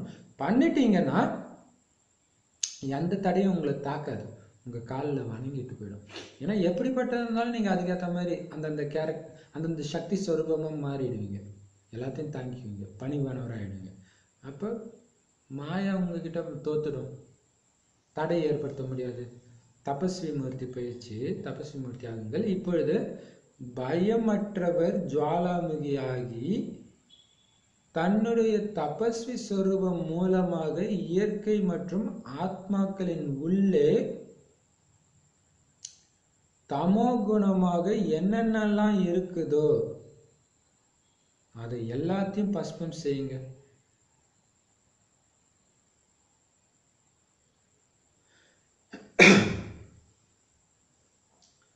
தபஸ்யா என்றால் ஜுவாலை சுரூப நினைவு.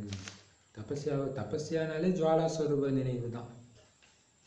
சும்மா ஒரு செகண்ட் 2 செகண்ட் நினைவு இல்லை, ஒரு செகண்ட் கூட கேப் விடாத நினைவு.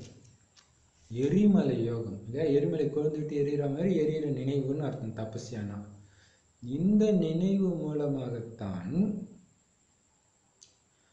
மாயா மற்றும் இயற்கையின் கொடூரமான ரூபம் சீத்தலமாகும், குளிர்ந்து போகும். உங்களுடைய 3வது கண் ஜுவாலாமுகி கண்கள் மாயாவை சக்தி இல்லாதவையாக ஆக்கிவிட்டது. ஆனா இருக்கிறதுல ரொம்ப பவர்ஃபுல்லான பேச்சு. என்ன ஆனாலும் நான் பாபாவை விட மாட்டேன், பாபாவுடைய நினைவை விட மாட்டேன். நினைவு கண்டினியூஸாக ஒரு நட்சத்திரமா ஜொலிக்கிறத நான் பார்த்துக்கிட்டே இருக்கிறேன். அது மட்டும் இருந்துச்சு அப்படின்னா இயற்கை தமோ குணமா இருக்குது. இயற்கைக்குள்ள இருக்கிற தமோ குணத்தினால தான் துக்கம் கொடுக்குது. இயற்கை கடுமையான குளிர், கடுமையான வெயில், அதெல்லாம். அதே மாதிரி ஆத்மாக்களுக்குள்ள தமோ குணம், அசுர குணம் இருக்குது. எல்லாத்தையும் உங்களால எரிக்க முடியுன்றது. இப்போ அம்மாவை அடிச்சு உதச்சு அதை என்ன பண்றோம் அப்படி இப்படின்னு அலறி அடிச்சுட்டு மேலே வந்தவன் அம்மாவை பார்த்தோன்னே சாந்தமானது. காரணம் என்னது? தபஸ்யால இருந்திருக்கிறாங்க, எரிமலை யோகத்துல அந்த நினைவு சொரூபமா இருந்திருக்கிறாங்க. பாபா நினைவு மட்டும் எந்த காரணத்துக்கு ஒன்றும் கட்டாகக்கூடாது. அவன் எதுவும் பண்ண மாட்டான்னு தெரியும். ஏன் தெரியும்? அதான் 3 கால ஞானம். மாயா ஒன்றும் பண்ணாதுன்ட்டு. அப்படி இருந்தால் தான் சக்தி சொரூபமாகவும் இருக்க முடியும். அப்படி இருந்தால் தான் அமைதியாகவும் பேசவும் முடியும். ஸோ அப்படி இருக்கும் பொழுது அந்த மாயாவுடைய கொடூரமான குணம் என்ன ஆயிடுது? அப்படியே குளிர்ந்து போயிடுது. அப்படியே உட்காந்து என்ன சொன்னா, வேற எந்த வார்த்தையும் வரல. எவ்வளோ பெரிய விஷயம் இல்லையா? அப்ப ஏன்னா ஞானம்ன்ற இந்த 3வது கண்ணுல இருந்து வெளிப்பட்ட அந்த ஜுவாலை என்ன பண்ணுது? மாயாவை சக்தி இல்லாம எரிச்சிடுச்சு. நினைவுடைய பவர் அது.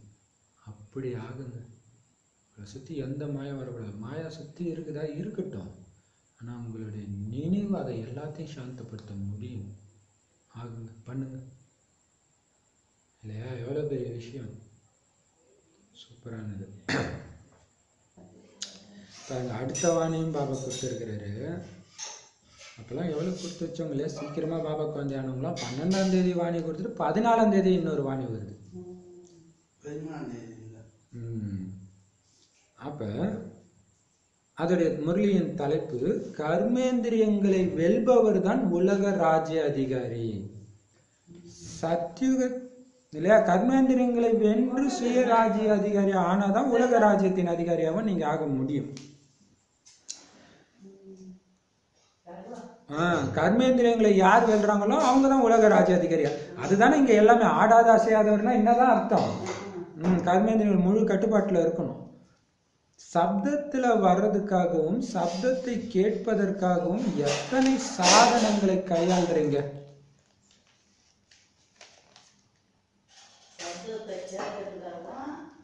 சத்தத்தில் வருவதற்காகவும் இல்லையா? சத்தம் போடுறதுக்கு மைக்கு யூஸ் பண்றீங்க, சத்தத்தை கேட்கறதுக்கு இயர்போன் என்னென்னமோ யூஸ் பண்றீங்க. பாப்தாதாவுக்கும் கூட சத்தத்தில் வர்றதுக்காக உடலின் சாதனத்தை எடுக்க வேண்டியதா இருக்குது. பாபாவுடைய சாதனம் பிரம்மாவுடைய உடலாம், இல்லாட்டினா அவராலும் சத்தம் வர முடியாது. ஆனா சூப்பரா சொல்றாரு பாருங்க. இப்ப சிவபாபாவுக்கே ஒரு சாதனம் தேவைப்படுது சத்தத்துல வர்றதுக்கு. ஆனா இந்த ஞானம் எதுக்கு கொடுக்கிறார்? சத்தத்துல வர்றதுக்காக கொடுக்கிறாரு. சத்தத்துல இருந்து விலகி போறதுக்கு தானே. சத்தத்திலிருந்து விலகிச் செல்வதற்காக நீங்க என்ன பண்ணணும்னா, இந்த சாதனங்களின் உலகத்திலிருந்தே விலகி போகணும். எந்த சாதனமும் எனக்கு தேவையில்லை. இந்த ஒட்டுமொத்த உலகத்துல இருந்தும் நீங்க விலகி போகணும். ஏன்னா சாதனங்கள் எல்லாம் இந்த உலகத்துல தானே இருக்குது. எல்லாத்துல இருந்தும் விலகி போகணும். சாதனம் இந்த பௌதீக உலகத்துல தான் இருக்குது, இந்த ஸ்தூல உலகத்துல தான் இருக்குது. பாப்தாதாவின் சூக்ஷ்ம வதனம் மற்றும் மூல வதனத்துல எந்த சாதனங்களுடைய அவசியமும் இருப்பதில்லை. சேவைக்காக சப்தத்தில் வருவதற்காக எத்தனை சாதனங்களை கையாளுகிறீர்கள். ஆனா சப்தத்திலிருந்து விலகிய நிலையில் நிலைத்திருக்கும் பயிற்சியுள்ளவர் ஒரு நொடியில் இந்த அனைத்திலிருந்தும் விலகி சென்று விடுகிறார்கள். சத்தத்துல வர்றதுக்கு தான் இந்த இன்ஸ்ட்ருமெண்ட் வேலை செய்தா அது வேலை செய்தான்னு செக் பண்ணணும். ஆனா சத்தத்துல இருந்து விலகி போற பயிற்சி யாருக்கு இருக்குதோ அவருக்கு ஒரு வினாடி தான் இல்லையா. மற்றபடி இந்த மைக் செட்டு அதெல்லாம் பண்றதுக்கு நேரம் ஆகுது. அந்த மாதிரி பயிற்சி உள்ளவராக ஆகி இருக்கிறீங்களா? இந்த நேரம் சத்தத்துல வர்றத அடுத்த நேரமே சத்தத்துல இருந்து விலகி செல்வது, அந்த மாதிரி கட்டுப்படுத்தும் சக்தியையும் ஆளுமை சக்தியையும் தனக்குள்ள அனுபவம் செய்றீங்களா?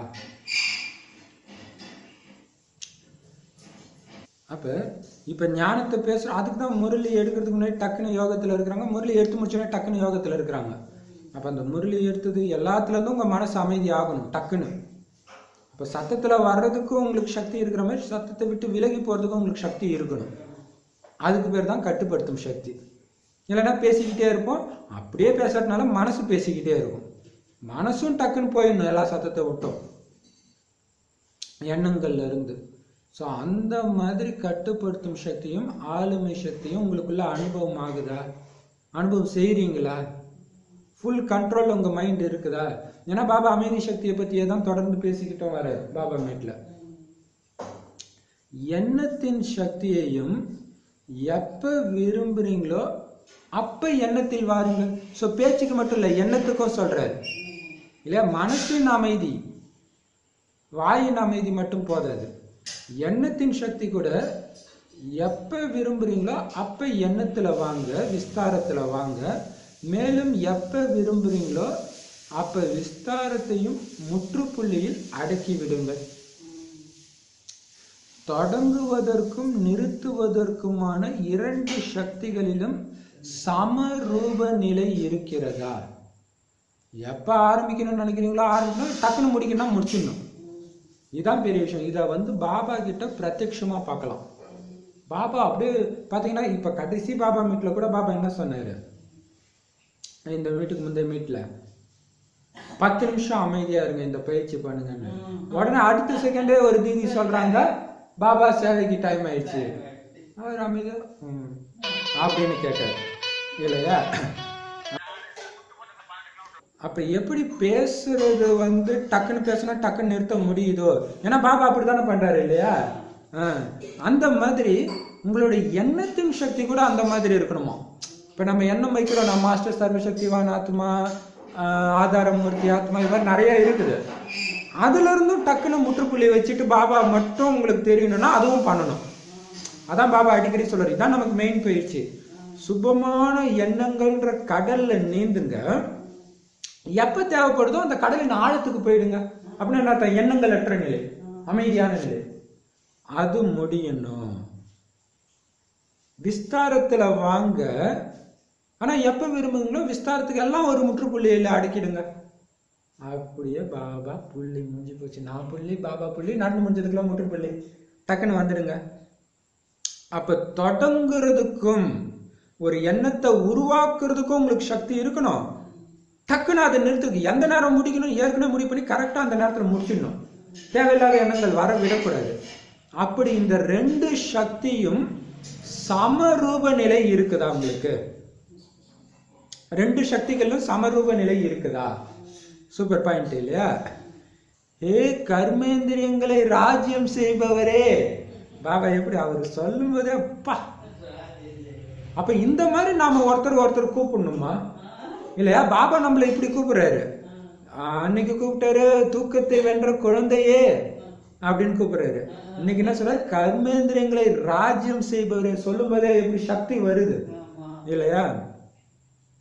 பாபா அன்னைக்கு சொன்னாரு, உங்களுடைய ஆதி அனாதி சொரூபமே தூய்மைன்ற அந்த நினைவு எடுத்துட்டு வந்தாலே அந்த சக்தி வந்துடும்ன்ற இல்லையா? ஆதி அனாதி தூய்மை சொரூப ஆத்மா நான்னால சக்தி தானா அவங்க மேல குவியும்ன்ற.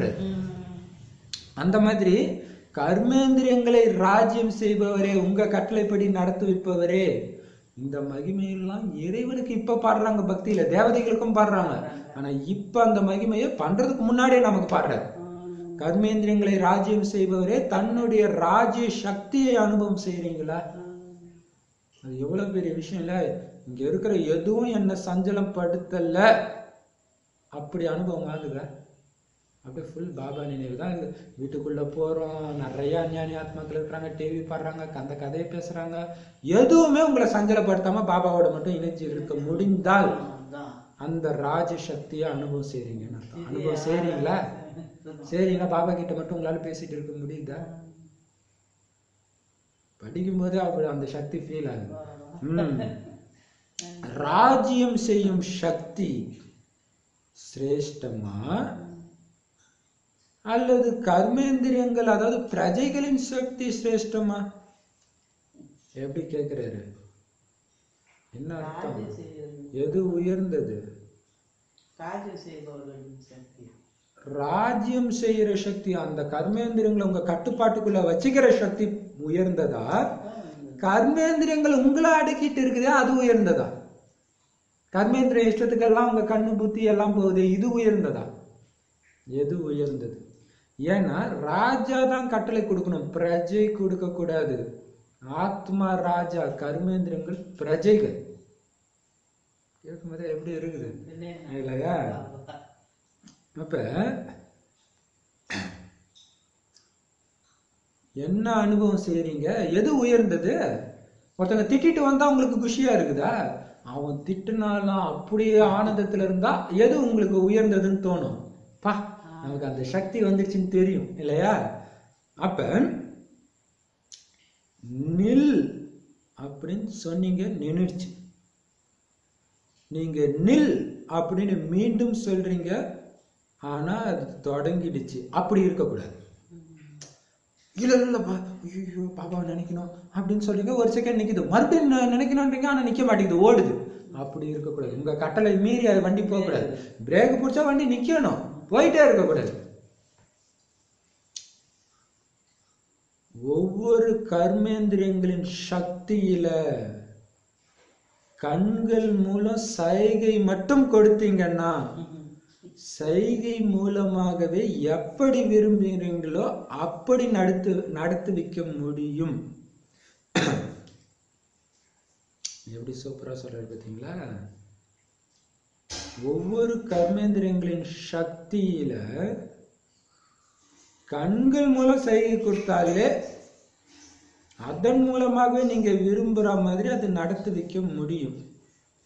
அந்த மாதிரி கர்மேந்திரங்களை வென்றவராக ஆனாதான் இயற்கையை வென்றவராகி கர்மாதித்த நிலையின் ஆசனத்தில் அமர்ந்திருப்பவர்ல இருந்து உலக ராஜ்ய அதிகாரி ஆவீங்க. எப்படி சொல்றாரு? ஒவ்வொரு கர்மேந்திரத்தையும் கட்டுப்படுத்த சக்தியில நீங்க பார்த்தாலே அதாவது ரொம்ப ரொம்ப ஸ்ட்ரிக்டான டீச்சர் இப்படி கண் அசைச்சாலே பையன் நடுங்குவான். அந்த மாதிரி நீங்க கண்ணை அசைச்சா போதுமா, என்ன ஆகுமா? நீங்க விரும்புற மாதிரி அந்த கர்மேந்திரியங்கள் அமைதியா இருக்கும். அப்படி அடக்கி வைங்கன்ற. நீங்க ராஜா, அது பிரஜை. பிரஜை சொல்ற மாதிரி நீங்க கேட்கறது. வெளியில அதிகாரம் பண்ணாதீங்க, உங்க அதிகாரம் பண்ணுங்க. கர்மேந்திரியங்களை அதிகாரம் பண்ணி வைங்க.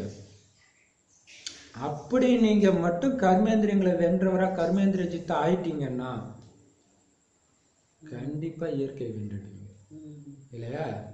இது இப்படிதான் இருக்கணும், புத்தி இப்படிதான் நினைக்கணும் அப்படின்னு நீங்க முடிவு பண்ணிட்டீங்கன்னா வெளியில என்ன நடந்தா உங்களுக்கு என்ன இல்லையா? அப்ப என்ன ஆகும்? ஏன்னா பிரம்ம பாபா மயக்க மருந்து இல்லாமலே தன்னுடைய காலை ஆப்ரேஷன் பண்ண சொன்னார்.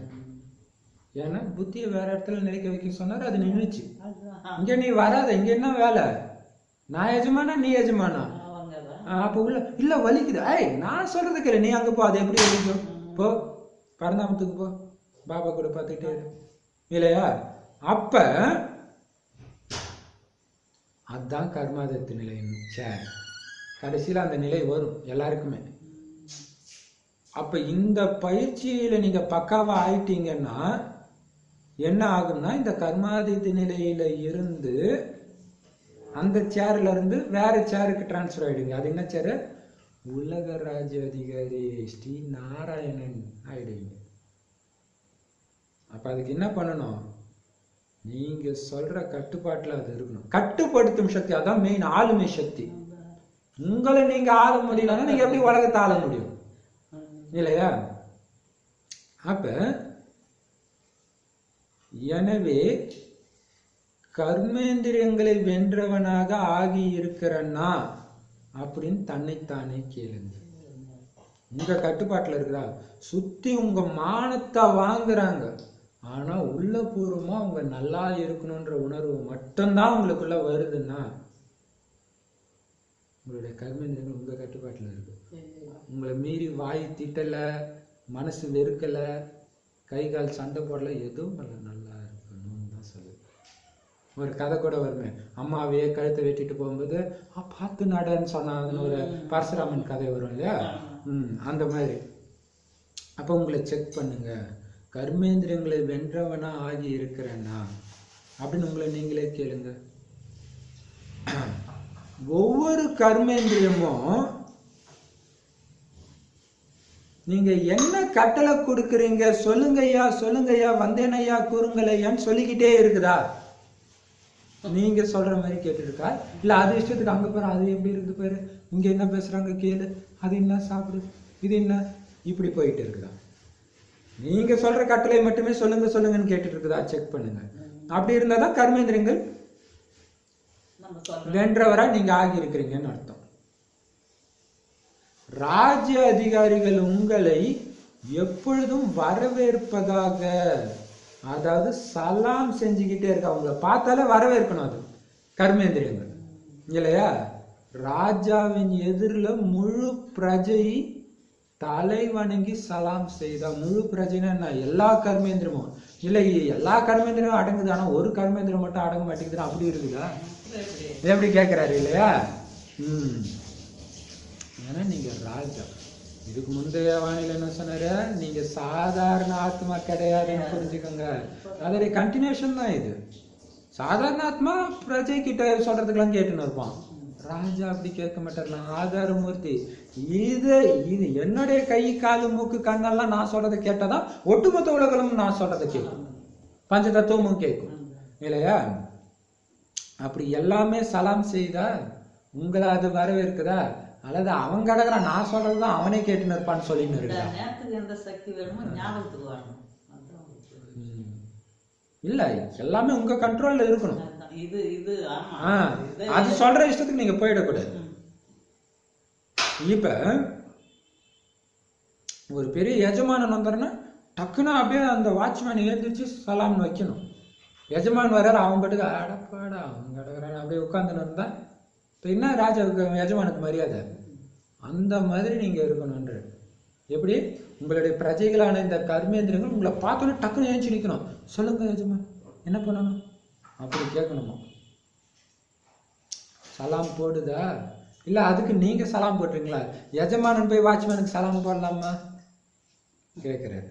ஏ ராஜ்ய அதிகாரிகளே, இதுக்கு முன்னாடி என்ன சொன்னாரு? கர்மேந்திரங்களை ராஜ்யம் செய்வாரேன்னாரு. இப்ப என்ன கேட்கிறாரு? ஹே ராஜ்ய அதிகாரிகளே, உங்கள் அனைவரின் ராஜ்ய நடவடிக்கைகள் எப்படி இருக்குது? மந்திரி துணை மந்திரிகள்லாம் உங்களை ஏமாத்திட்டு ஏப்பம் விடல, தன்னுடைய ராஜ்ய நடவடிக்கைகளை சோதனை செய்றீங்களா? ராஜ்ய சபையை தினசரி கூட்டுறீங்களா? அல்லது எப்பொழுதாவது தான் கூட்டுறீங்களா? என்ன செய்றீங்க? டெய்லியும் எது எது ஏமாத்துச்சுன்னு கேக்குறீங்களா? என்ன செய்றீங்க? ராஜ்ய அதிகாரிகளின் இங்கே உள்ள சமஸ்காரம் தான் எதிர்காலத்திலையும் காரியம் செய்யும். இங்க நீங்க டைம் படி கூட்டிட்டு இருந்தீங்கன்னா இது ஒரு சூப்பரானது. இப்ப பாத்தீங்கன்னா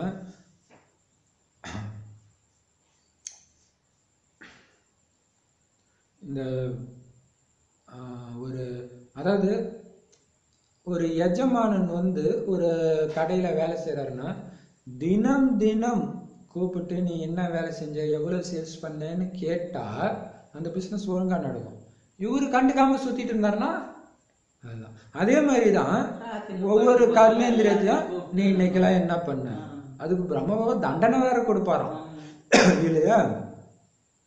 தினசரி கூட்டுறீங்களா, அப்ப நீங்க செக் பண்ணணும் எதனால ஆச்சு இப்ப அதுக்காக என்ன சோமான பிராக்டிஸ் பண்ணணும், எல்லாம் பண்ணணும். அல்லது எப்பயாவது தான் இதெல்லாம் செக் பண்றீங்களா, என்ன செய்றீங்க? ஏன்னா இப்ப நீங்க இந்த மாதிரி செக் பண்ற சமஸ்காரம் தான் அங்கேயும் உண்மையிலே அந்த மந்திரிகள் எல்லாரையும் கூப்பிட்டு ஒழுங்கா தர்பார் நடத்துவீங்க. இல்லைன்னா அங்க இருக்கிறவங்களை ஏமாத்திட்டு போயிடும். இந்த கர்மேந்திரியங்களை இப்ப உங்களை ஏமாத்த விட்டீங்கன்னா அங்க மத்தவங்க உங்களை ஏமாத்திட்டு போயிடுவாங்க. எதுக்கும் லிங்க் பாத்தீங்களா? கரெக்ட் தானே? இப்ப ராஜா வந்து உல்லாசமா கூத்தடிச்சிட்டு இருந்தாருன்னா கண்டிப்பா மந்திரிங்க ஏமாத்திட்டு போயிடும். அரசியல்லையும் அப்படிதான். அப்ப இங்க நீங்க அலட்சியப்படுத்தாம இந்த தர்பாரை கூட்டுற இந்த சமஸ்காரம் தான் அங்கேயும் வேலை செய்யும் சத்தியுகத்திலையும். அதனால தற்சமயம் ஆத்மா என்னிடம் ராஜவம்சத்தின் சமஸ்காரம் இருக்குதான்னு சோதனை செய்யறீங்களா? ராஜகுணம் இருக்குதான்னு செக் பண்ணுங்க. இப்ப ராஜா சோம்பேறியா இருக்க மாட்டாரு, இருந்தா அவங்க ராஜாவாக முடியாது. அல்லது பிரஜைகளின் சமஸ்காரம் இருக்குதா, அல்லது மாநில ராஜ்ய அதிகாரியின் சமஸ்காரம் இருக்குதா? இல்லையா? நீங்க உலக மகாராஜாவாகணும், ஒரு மாநிலத்துக்கு அது மாதிரி இருக்கக்கூடாது. ஸோ எது இருக்குது செக் பண்ணுங்க. அல்லது பிரஜையின் சமஸ்காரம், பிரஜைனாலே சோம்பேறி தான், யாரை பத்தியும் கண்டுக்க மாட்டாங்க, அப்படி இருக்குதா? அதாவது மாநில ராஜ்ய அதிகாரியின் சமஸ்காரம்னா என்ன அர்த்தம்னா எல்லைக்கு உட்பட்ட ராஜ்ய அதிகாரியின் சமஸ்காரம் இருக்குதா, அல்லது எல்லைக்கு அப்பாற்பட்ட விஸ்வ மகாராஜனின் சமஸ்காரம் இருக்குதா, அல்லது அதையும் விட கடைசி பதவியான தாசந்தாசியின் சமஸ்காரம் இருக்குதா?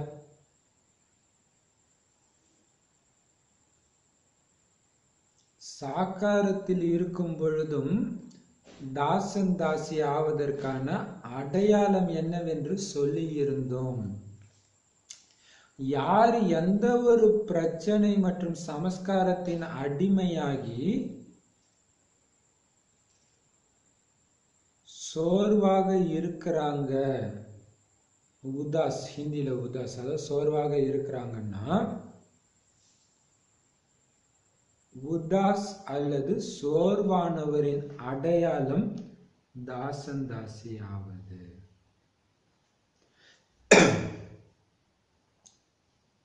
அப்படியானால் நான் யார் என்று இதை நீங்களே உங்களை செக் பண்ணுங்க. எங்கேயாச்சும் ஏதாவது சோர்வின் உணர்வோ வரலையே? நான் ஊக்கம் உற்சாகம் நிறைந்த சேவாதாரி, உலக சேவாதாரி, இந்த இது அடிக்கடி ஓடிட்டே இருக்கணும். ஏன்னா நான் சாதாரண ஆத்மா இல்ல, நாராயணன் ஆத்மா. தாசதாசி தான் சோர்ந்துடுவாங்க சின்ன பிரச்சனை வந்துச்சுன்னா, அது தாசதாசியுடைய சமஸ்காரம். அப்ப செக் பண்ணுங்க, எனக்குள்ள எந்த சமஸ்காரம் இருக்கு? ராஜாவா, உலக மகாராஜாவா, எல்லைக்குட்பட்ட அதிகாரியா, அல்லது தாசதாசி கடைசி பதவியா? எதுக்கு எடுத்தாலும் சோர்ந்து போயிட்டு எப்பா அது நமக்கு எதுக்குப்பா, வேணாம் இல்லையா?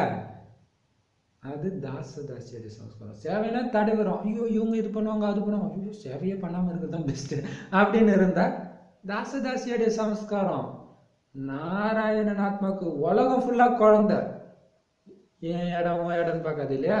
இப்ப எந்த சமஸ்காரத்துல இருக்கிறீங்க செக் பண்ணுங்க உங்களை நீங்களே. நான் யாரா இப்ப இருக்கிறேன்னு செக் பண்ணுங்க. எங்கேயா, அதான் பாபா சொல்றாரு, அது சாக்காரவாணியிலே பாபா சொல்லி இருக்கிறாராம். பிரச்சனைன்னு வந்தா அல்லது உங்களுடைய சமஸ்காரத்தின் அடிமையாகி சோர்வா இருந்தா கூட அது தாசதாசியுடைய அடையாளம். அதாவது உதாஸ்னா சோர்வுன்னு ஹிந்தி வார்த்தை.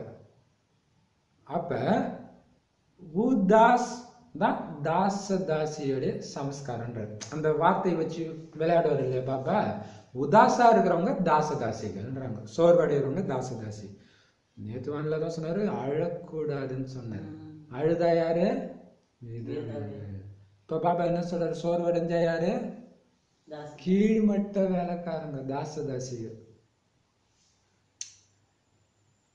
அப்படின்னா நான் யாருன்னு உங்களை நீங்களே செக் பண்ணுங்க. எங்கேயாவது ஏதாவது சோர்வின் உணர்வு வரல தானே செக் பண்ணுங்க. எங்கேயாச்சும் இருந்ததா? ஐயோ தாசதாசி ஆயிடுவான், எனக்கு சோர்வே இருக்கக்கூடாது, செக் பண்ணுங்க. உதாஸ் என்றால் இப்பொழுது தாஸ். உதாஸ்னா என்ன அர்த்தம்? சோர்வுனா என்னன்னா இப்பொழுதும் தாசன், அதாவது அடிமை. எனவே அங்க மட்டும் தாசன் இல்லையா, இப்பவே அவன் தாசனம், அடிமைன்னு அர்த்தமா. உதாசீனம் படுத்துறது, சோர்வு அடைகிறது. அந்த மாதிரியானவர்களை ராஜ்ய அதிகாரின்னு எப்படி சொல்ல முடியும்? இப்பவே சோர்வு அடைகிற சமஸ்காரம் உள்ளவங்களை ராஜ தர்பார கூட்டுறதுல இருந்து பாபா எங்க இட்டாந்து விட்டாரு பார்த்தீங்களா, தாசதாசிக்கு சொல்றாரு. அப்ப எப்படி உங்களை ராஜ அதிகாரின்னு சொல்ல முடியும்? இப்பயே சோர்வாகி இதை போய் எங்க நைட்டு தூங்குற நேரம் சேவை செஞ்சுட்டு இப்பதான் பாபா வந்திருக்கிறேன், இப்ப எங்க செக் பண்றதுன்னா பாபா சொல்ற நீ தாசதாசி. இதே மாதிரி செல்வந்த பிரஜைகளும் இருப்பாங்க.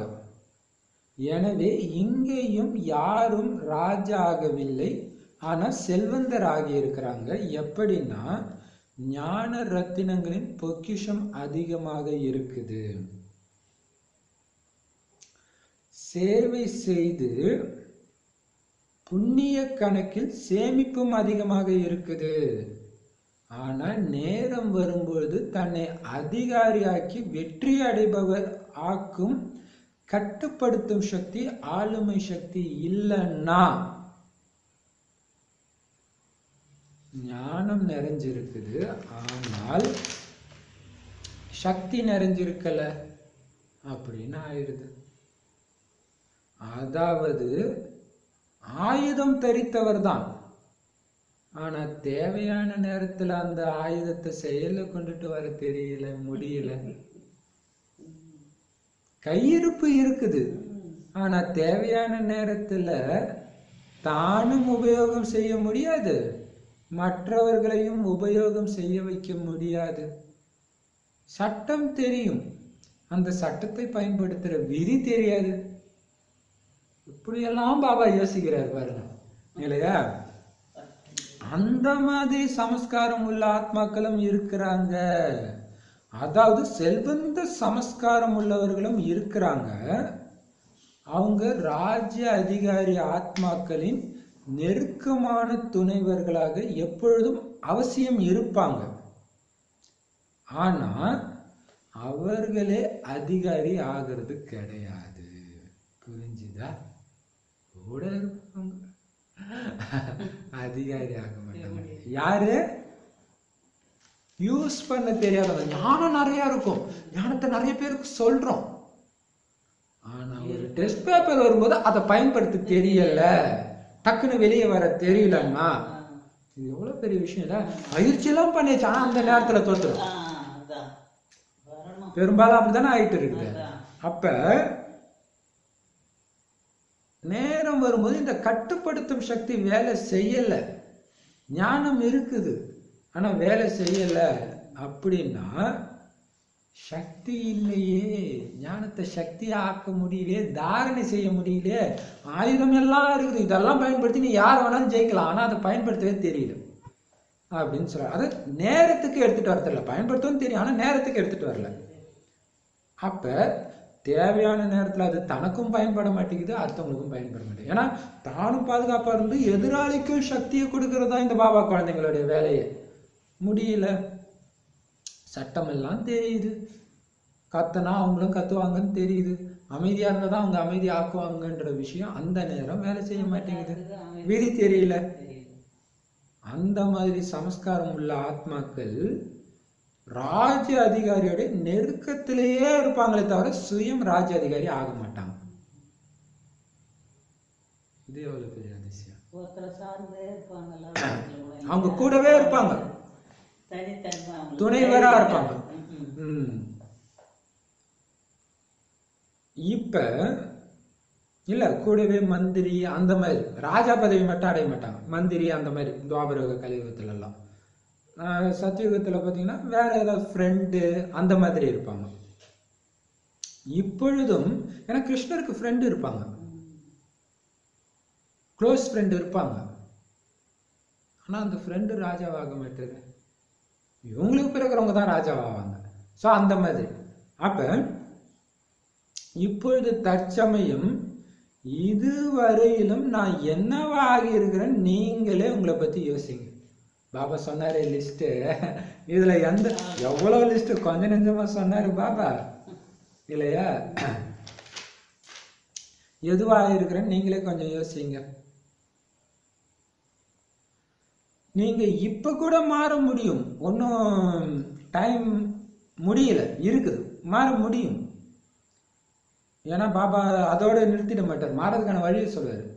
இப்ப கூட இறுதி இருக்கை முடிவு செய்யப்பட்ட விட்டது அப்படின்னு விசில் ஊதல. அவ்வளவுதான், நீங்க சேர் எல்லாம் முடிஞ்சிடுச்சுன்னு சொல்லல, ஃபைனல் ஆகல, முழுமையான வாய்ப்பு இருக்குது. ஆனா நீங்க மத்தவங்களுக்காக என்ன சொல்றீங்க, இப்ப இல்லைன்னா ஒருபொழுதும் இல்லைன்னு சொல்றீங்க. ஏன்னா கொஞ்ச காலம் முந்தைய சமஸ்காரம் தேவையா இருக்குது, இறுதி நேரத்தினுடையது அல்ல. எனவே இரட்டை வெளிநாட்டினர் குரூப் பொன்னான வாய்ப்பை எடுக்கக்கூடிய சான்சலர் குரூப் ஆகுங்கள். அப்படியானால் நீங்கள் அனைவரும் எந்த குரூப்பை சார்ந்தவர்கள்? நல்லது. பாபா சொல்றாரு, இது அவ்வளவா புரியல. என்னன்னா இப்பொழுது இல்லைன்னா எப்பவும் இல்லைன்னு சொல்றீங்க. ஸோ அதுக்கான விதி என்னது? இப்பவும் நீங்க மாற முடியும்ன்றதுக்கான விதி என்னன்னா, இப்பதான் முடியும், இப்பயும் விட்டீங்கன்னா முடிஞ்சு போச்சுன்றது.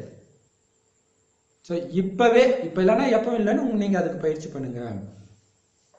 ஸோ மற்றவங்களுக்கு சொல்ற அந்த சமஸ்காரத்தை முதல்ல உங்களுக்கு பயன்படுத்துங்கன்றது இல்லையா? இறுதி நேரத்துக்கு பயன்படுத்துறது இல்லை, இப்ப பயன்படுத்துங்க. அதனால நீங்க இந்த பொன்னான வாய்ப்பை சான்ஸ் எடுக்கக்கூடிய சான்சலர் தானே அப்படின்னு கேட்குறாரு, அதாவது அதிகாரி தானே நீங்க.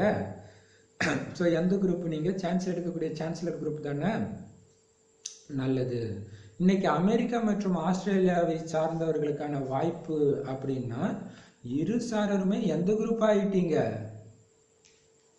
எந்த குரூப்பை அழைத்து வந்திருக்கிறீர்கள்? ஆஸ்திரேலியாவை சார்ந்தவர்கள் என்ன நினைக்கிறீங்க?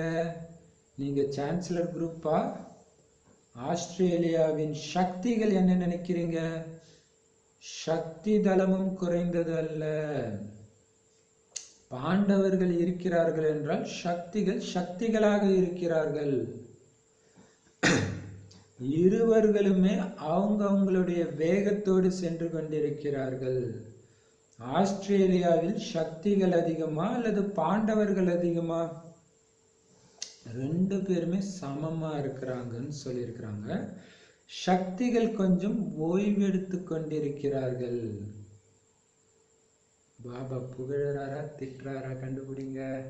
சக்திகள் கொஞ்சம் ஓய்வெடுத்து கொண்டிருக்கிறார்கள். பிறகு அதிகம் பறப்பார்கள் இல்லையா? எப்படி சொல்றாரு, இப்ப நீங்க கொஞ்சம் ஓய்வுல இருக்கிறீங்கன்ற, இன்னும் பறக்கல அப்படின்றத எப்படி மனசு நோக்கம், ஆனா பின்னாடி பறப்பீங்க தானே அப்படி கேட்கிறாரு. எனவே இப்பொழுது ஓய்வு எடுத்துக் கொண்டிருக்கிறார்கள். மற்றபடி நம்பர் 1 ஆகத்தான் செல்ல வேண்டும். நீங்க நம்பர் 1 தான் போகணும். இடையில் கொஞ்சம் ஓய்வு எடுத்து விட்டு பிறகு வேகமாக சென்று லட்சியத்தை சென்றடைந்து விடுவார்கள். எப்படி பாசிட்டிவா சொல்றாரு பாருங்க. ஓய்வு எடுக்கிறாங்கன்னு சொல்லிட்டு ஆனா இப்ப கொஞ்சம் ஓய்வு எடுத்துட்டு செம ஸ்பீடா போயிடுவாங்க. அந்த மாதிரியும் சிலர் செய்யறாங்க. நல்லது, சூப்பர் இல்லையா?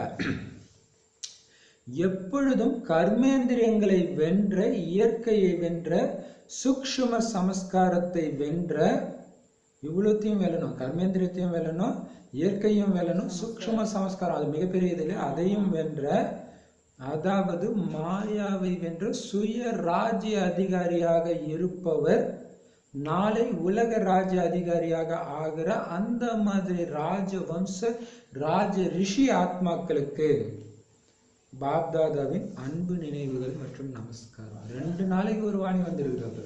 நம்மளும் பாபாவுக்கு அன்பு நினைவுகள் மற்றும் நமஸ்தே. 2 நாளைக்கு ஒரு தடவை இந்த மாதிரி வாணியை கேட்டால் எப்படி இருக்கும் இல்லையா? ஆஸ்திரேலியா பார்ட்டியுடன் சந்திப்பு. பாப்தாதாவிற்கு உங்களை விட அதிகமாக குழந்தைகளின் நினைவு வந்து கொண்டிருக்கிறது. நீங்க பாபாவை நினைக்கிறத விட பாபா குழந்தைங்களுடைய நினைவு தான் அதிகமாக வருது. பாப்தாதாவும் தினசரி குழந்தைங்களுடைய மாலையை நினைவு செய்யறாரு. நீங்க கூட சில சமயம் தவற விடலாம், ஆனால் பாப்தாதா ஒரு நாளும் தவற விடுவதில்லை இல்லையா? ஒவ்வொரு மணிக்கும் அவங்களுடைய வரிசை எண் இருக்குது. அவங்களும் மாலையில் தான் இருக்கிறார்கள். எத்தனை தடவை உங்கள் அனைவரின் மாலையை பாப்தாதா நினைவு செய்திருப்பார். ஆஸ்திரேலியாவை சேர்ந்தவர்கள் மேலேயோ பாப்தாதாவிற்கு எப்பொழுதுமே பெருமிதம் இருக்குது, பெருமை இருக்குதான். ஏன்னா ஆஸ்திரேலியாவில் இருக்கிறவங்க தந்தையை தெரிந்து அவரை தன்னுடையவராக ஆக்குறதுல நம்பர் 1 என்ற ரெக்கார்டு காமிச்சிருக்கிறாங்களாம். பாபாவை தெரிஞ்ச உடனே என்னவாயிடுறாங்களாம், தன்னுடையவரை ஆக்கிடுறாங்களாம். டக்குன்னு அதுல நம்பர் 1 ஆயிடுறாங்களாம். எண்ணிக்கையில பாருங்க, வளர்ச்சியில பாருங்க, தரத்துல பாருங்க, எல்லாத்துலயுமே முன்னாடி நம்பர் 1 இருக்கிறாங்க. அதனால்தான் பாபாவுக்கு பெருமிதமா இருக்கு. எண்ணிக்கையும் அதிகமா இருக்கிறாங்களாம், தரமும் பயங்கரமா இருக்கிறாங்க, வளர்ச்சியும் பயங்கரமா இருக்குதான். மேலும் நல்ல முறையோடு கவனிக்கிறாங்க. அதனால ஆஸ்திரேலியாவும் குறைஞ்சது கிடையாது. லண்டன்ல இருந்தும் பாரதவாசி ஆத்மாக்கள் அதிகமாக இருக்கிறாங்க. ஆனா ஆஸ்திரேலியாவில் அனைவரும் திரைச்சீலைக்கு உள்ளே மறைந்திருக்கும் தந்தையை தெரிந்து கொள்வதில் நம்பர் 1. எனவே பாப்தாதாவுக்கு பிரியமானவர்கள் புரிந்ததா? நல்லது இல்லையா? என் பாபா சொல்ற தினம் தினம் நான் உங்களை நினைக்கிறேன் குழந்தை, நீ நினைக்க மறந்தாலும் நான் நினைச்சுன்னு தான் இருக்கிறேன். ஏன்னா அவ்வளவு பெருமை. ஏன்னா பாபா தெரிஞ்ச உடனே உன்னையான என்ன ஆக்கிடுற நீங்க இல்லையா? பாபா அந்த அளவுக்கு அன்புல கட்டி போட்டுடுறாங்க. அதனாலதான் தரமான குழந்தைங்க இருக்குது. அதனால்தான் நீங்க பிரியமானவர்கள் புரிஞ்சுதா அப்படின்னு பாபா சொல்லி 2 வாணி முடிச்சிருக்காரு. சூப்பர் வாணி. ஓம் சாந்தி. பாபா என்னென்ன சொன்னார் சொல்லுங்க. பாபா என்ன சொன்னார், இந்த உலக நன்மைக்காக ஆதாரம் நம்ம தான், ஆதாரமூர்த்தின்னு புரிஞ்சுக்கோங்க இல்லையா? நீங்க தான் அப்படின்னு சொல்லிட்டு சொல்லல. அப்படி புரிஞ்சுக்கிட்டு ஒவ்வொரு காரியத்தையும் செய்யறீங்கல்ல, அதுதான் முக்கியம். அப்படி நீங்க செஞ்சீங்கன்னா காந்தம் எப்படி எங்க இருக்கிறத பிடிச்சி இருக்குதோ, சயின்ஸ் இன்ஸ்ட்ருமெண்ட் பிடிச்சி இருக்குதோ, அந்த மாதிரி தூரத்துல இருந்து எல்லாருடைய கவலை துக்கத்தை நீக்கி அப்பா பக்கம் இழுத்துடுவீங்க. இந்த சேவை அடுத்த சேவை சக்தி ஸ்வரூப மாதிரி உங்ககிட்ட வரணும். அந்த சேவை தான் இப்ப இல்லையா? சக்தி ஸ்வரூபத்தின் மூலமாக, சக்தியின் மூலமாக செய்யற சேவை அது இல்லையா? சரி, அடுத்தது அந்த வரதானத்துல என்ன சொல்லியிருந்தாருன்னா பணிவு. பணிவு இருந்தாதான் ஈஸியா வெற்றி கிடைக்கும். அதுதான் உங்களுடைய சுயமரியாதையே சொல்றாரு. சரி, ஸ்லோகன் என்ன சொன்னாரு? ஞானத்தின் சக்தியை தாரணை செஞ்சிட்டீங்கன்னா தடை உங்களை தாக்காது, அது தோல்வி அடைஞ்சு தோண்டு போயிடுறாரு. அடுத்த வாணியில என்ன சொன்னார்? அதே மாதிரி தபஸ்வி பயிற்சியில என்ன சொன்னாரு? கொழுந்து விட்டு எரியுது நிரந்தர பாபா நினைவு, அதுதான் தபஸ்யா. அதன் மூலமாக இயற்கையுடைய தமோ குணத்தையும் ஆத்மாக்களின் தமோ குணத்தையும் நீங்க எரிச்சிடணும். அந்த 3வது கண்ணுல வர்ற ஜுவாலாமுகி கண்ணு மாயாவே சக்தி இல்லாததா ஆக்கணும்னு. சரி, அடுத்த வாணியில என்ன சொன்னாரு? கர்மேந்திரியங்களை வென்றவங்க தான் சுயராஜர். அது போல இது பண்ணாதான் சர்க்கார் நடக்குதா? தர்பார் நடக்குதா? அதுக்கு என்ன பண்ணணும்? நீங்க எப்ப பேசணும்னு பேசணும், எப்ப அமைதியா இருக்கணும். எண்ணத்தும் அதே மாதிரி தான். எப்ப எண்ணம் யோசிக்கணும்னு விஸ்தாரத்துல போயிட்டு இருங்க, டக்குன்னு புள்ளியில வந்துருங்க. அதான் சொல்றாரு, ராஜ்யம் செய்யற சக்தி சிரேஷ்டமா அல்லது பிரஜைகள் செய்யற சக்தி சிரேஷ்டமா? இப்ப பிரஜைகளின் ஆட்சி நல்லா இருக்குதா, ராஜாக்களின் ஆட்சி நல்லா இருந்துச்சா? பிரஜைகளின் ஆட்சி எங்கேயாவது நிம்மதியா இருக்குதா? எல்லாம் அலறாங்க, ஏன்டா ஓட்டு போட்டோன்ட்டு. அட்டென்ஷன் கவனம் வச்சீங்கன்னா ஆட்டோமேட்டிக்கா எல்லாரோட டென்ஷனும் போயிடும். என்ன கவனம் வைக்கணும்? எல்லாத்தையும் ஆதாரமூர்த்தி நான் சக்திசாலியா போயிடும். சூப்பர். அடுத்தது பாபா என்ன சொல்ற, செக் பண்ணுங்க பிரஜையுடைய சமஸ்காரமா தாசதாசி சமஸ்காரமா. ஏன்னா இப்பவே அது வெளிப்படும். இப்ப நீங்க கரெக்டா டெய்லியும் செக் பண்ணி தர்பாரை கொட்டினீங்கன்னா அங்கேயும் அதே மாதிரி ராஜாவாவீங்க. இப்ப எல்லாத்துக்கும் சோர்ந்து போய் அடிமையா இருக்கிறீங்க, உங்களுடைய சமஸ்காரத்துக்கு அடிமை அப்படிலாம் அப்படின்னா அங்கேயும் அப்படிதான் ஆயிடுவீங்க. அப்ப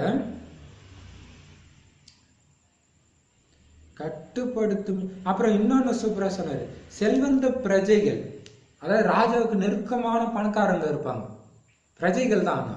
அவங்களுடைய சமஸ்காரம் எப்படி இருக்குமா? ஞானமெல்லாம் நல்லா இருக்கும், பயன்படுத்த தெரியாது இல்லையா? அப்ப அங்கேயும் ஞானம் வருமானத்துக்கு ஆதாரம் பாபா சொல்றது அர்த்தம் அது சொல்றாரு இல்லையா? வருமானம் இருக்கும், பணம் இருக்கும், ஆனா ராஜா மட்டும் ஆக மாட்டீங்க. ஆனா அதான் பாபா சொல்லுவாரு, நீ மூணாந்தர ராஜாவாகிறதுக்கு பணக்கார பிரஜை ஆகிறது எவ்வளவு மேலுன்றாரு இல்லையா? அதுதான் எவ்வளவு பெரிய விஷயம் இல்ல. ஆனா அப்படி ஆகலன்னு கவலைப்படாதீங்க, இன்னும் விசில் ஊதல, இப்பவும் வாய்ப்பு இருக்கு. அதுக்கு என்ன பண்ணும்? இப்ப இல்லைன்னா எப்பவும் இல்லை, டக்குனு இப்ப மாத்திடுங்க. இவ்வளவு நாள் நான் விழுந்தேன், ஓகே, இனி நான் விழ மாட்டேன், அப்படி இருங்க. சூப்பர் இல்லையா? சரி, ஓய்வு எடுத்துட்டு இருக்கீங்க, பரவாயில்ல, வேகமா போயிடுவீங்கன்னு எனக்கு தெரியும் அப்படி சொல்றாரு. சூப்பர் இல்லையா? சரி, ஓம் சாந்தி.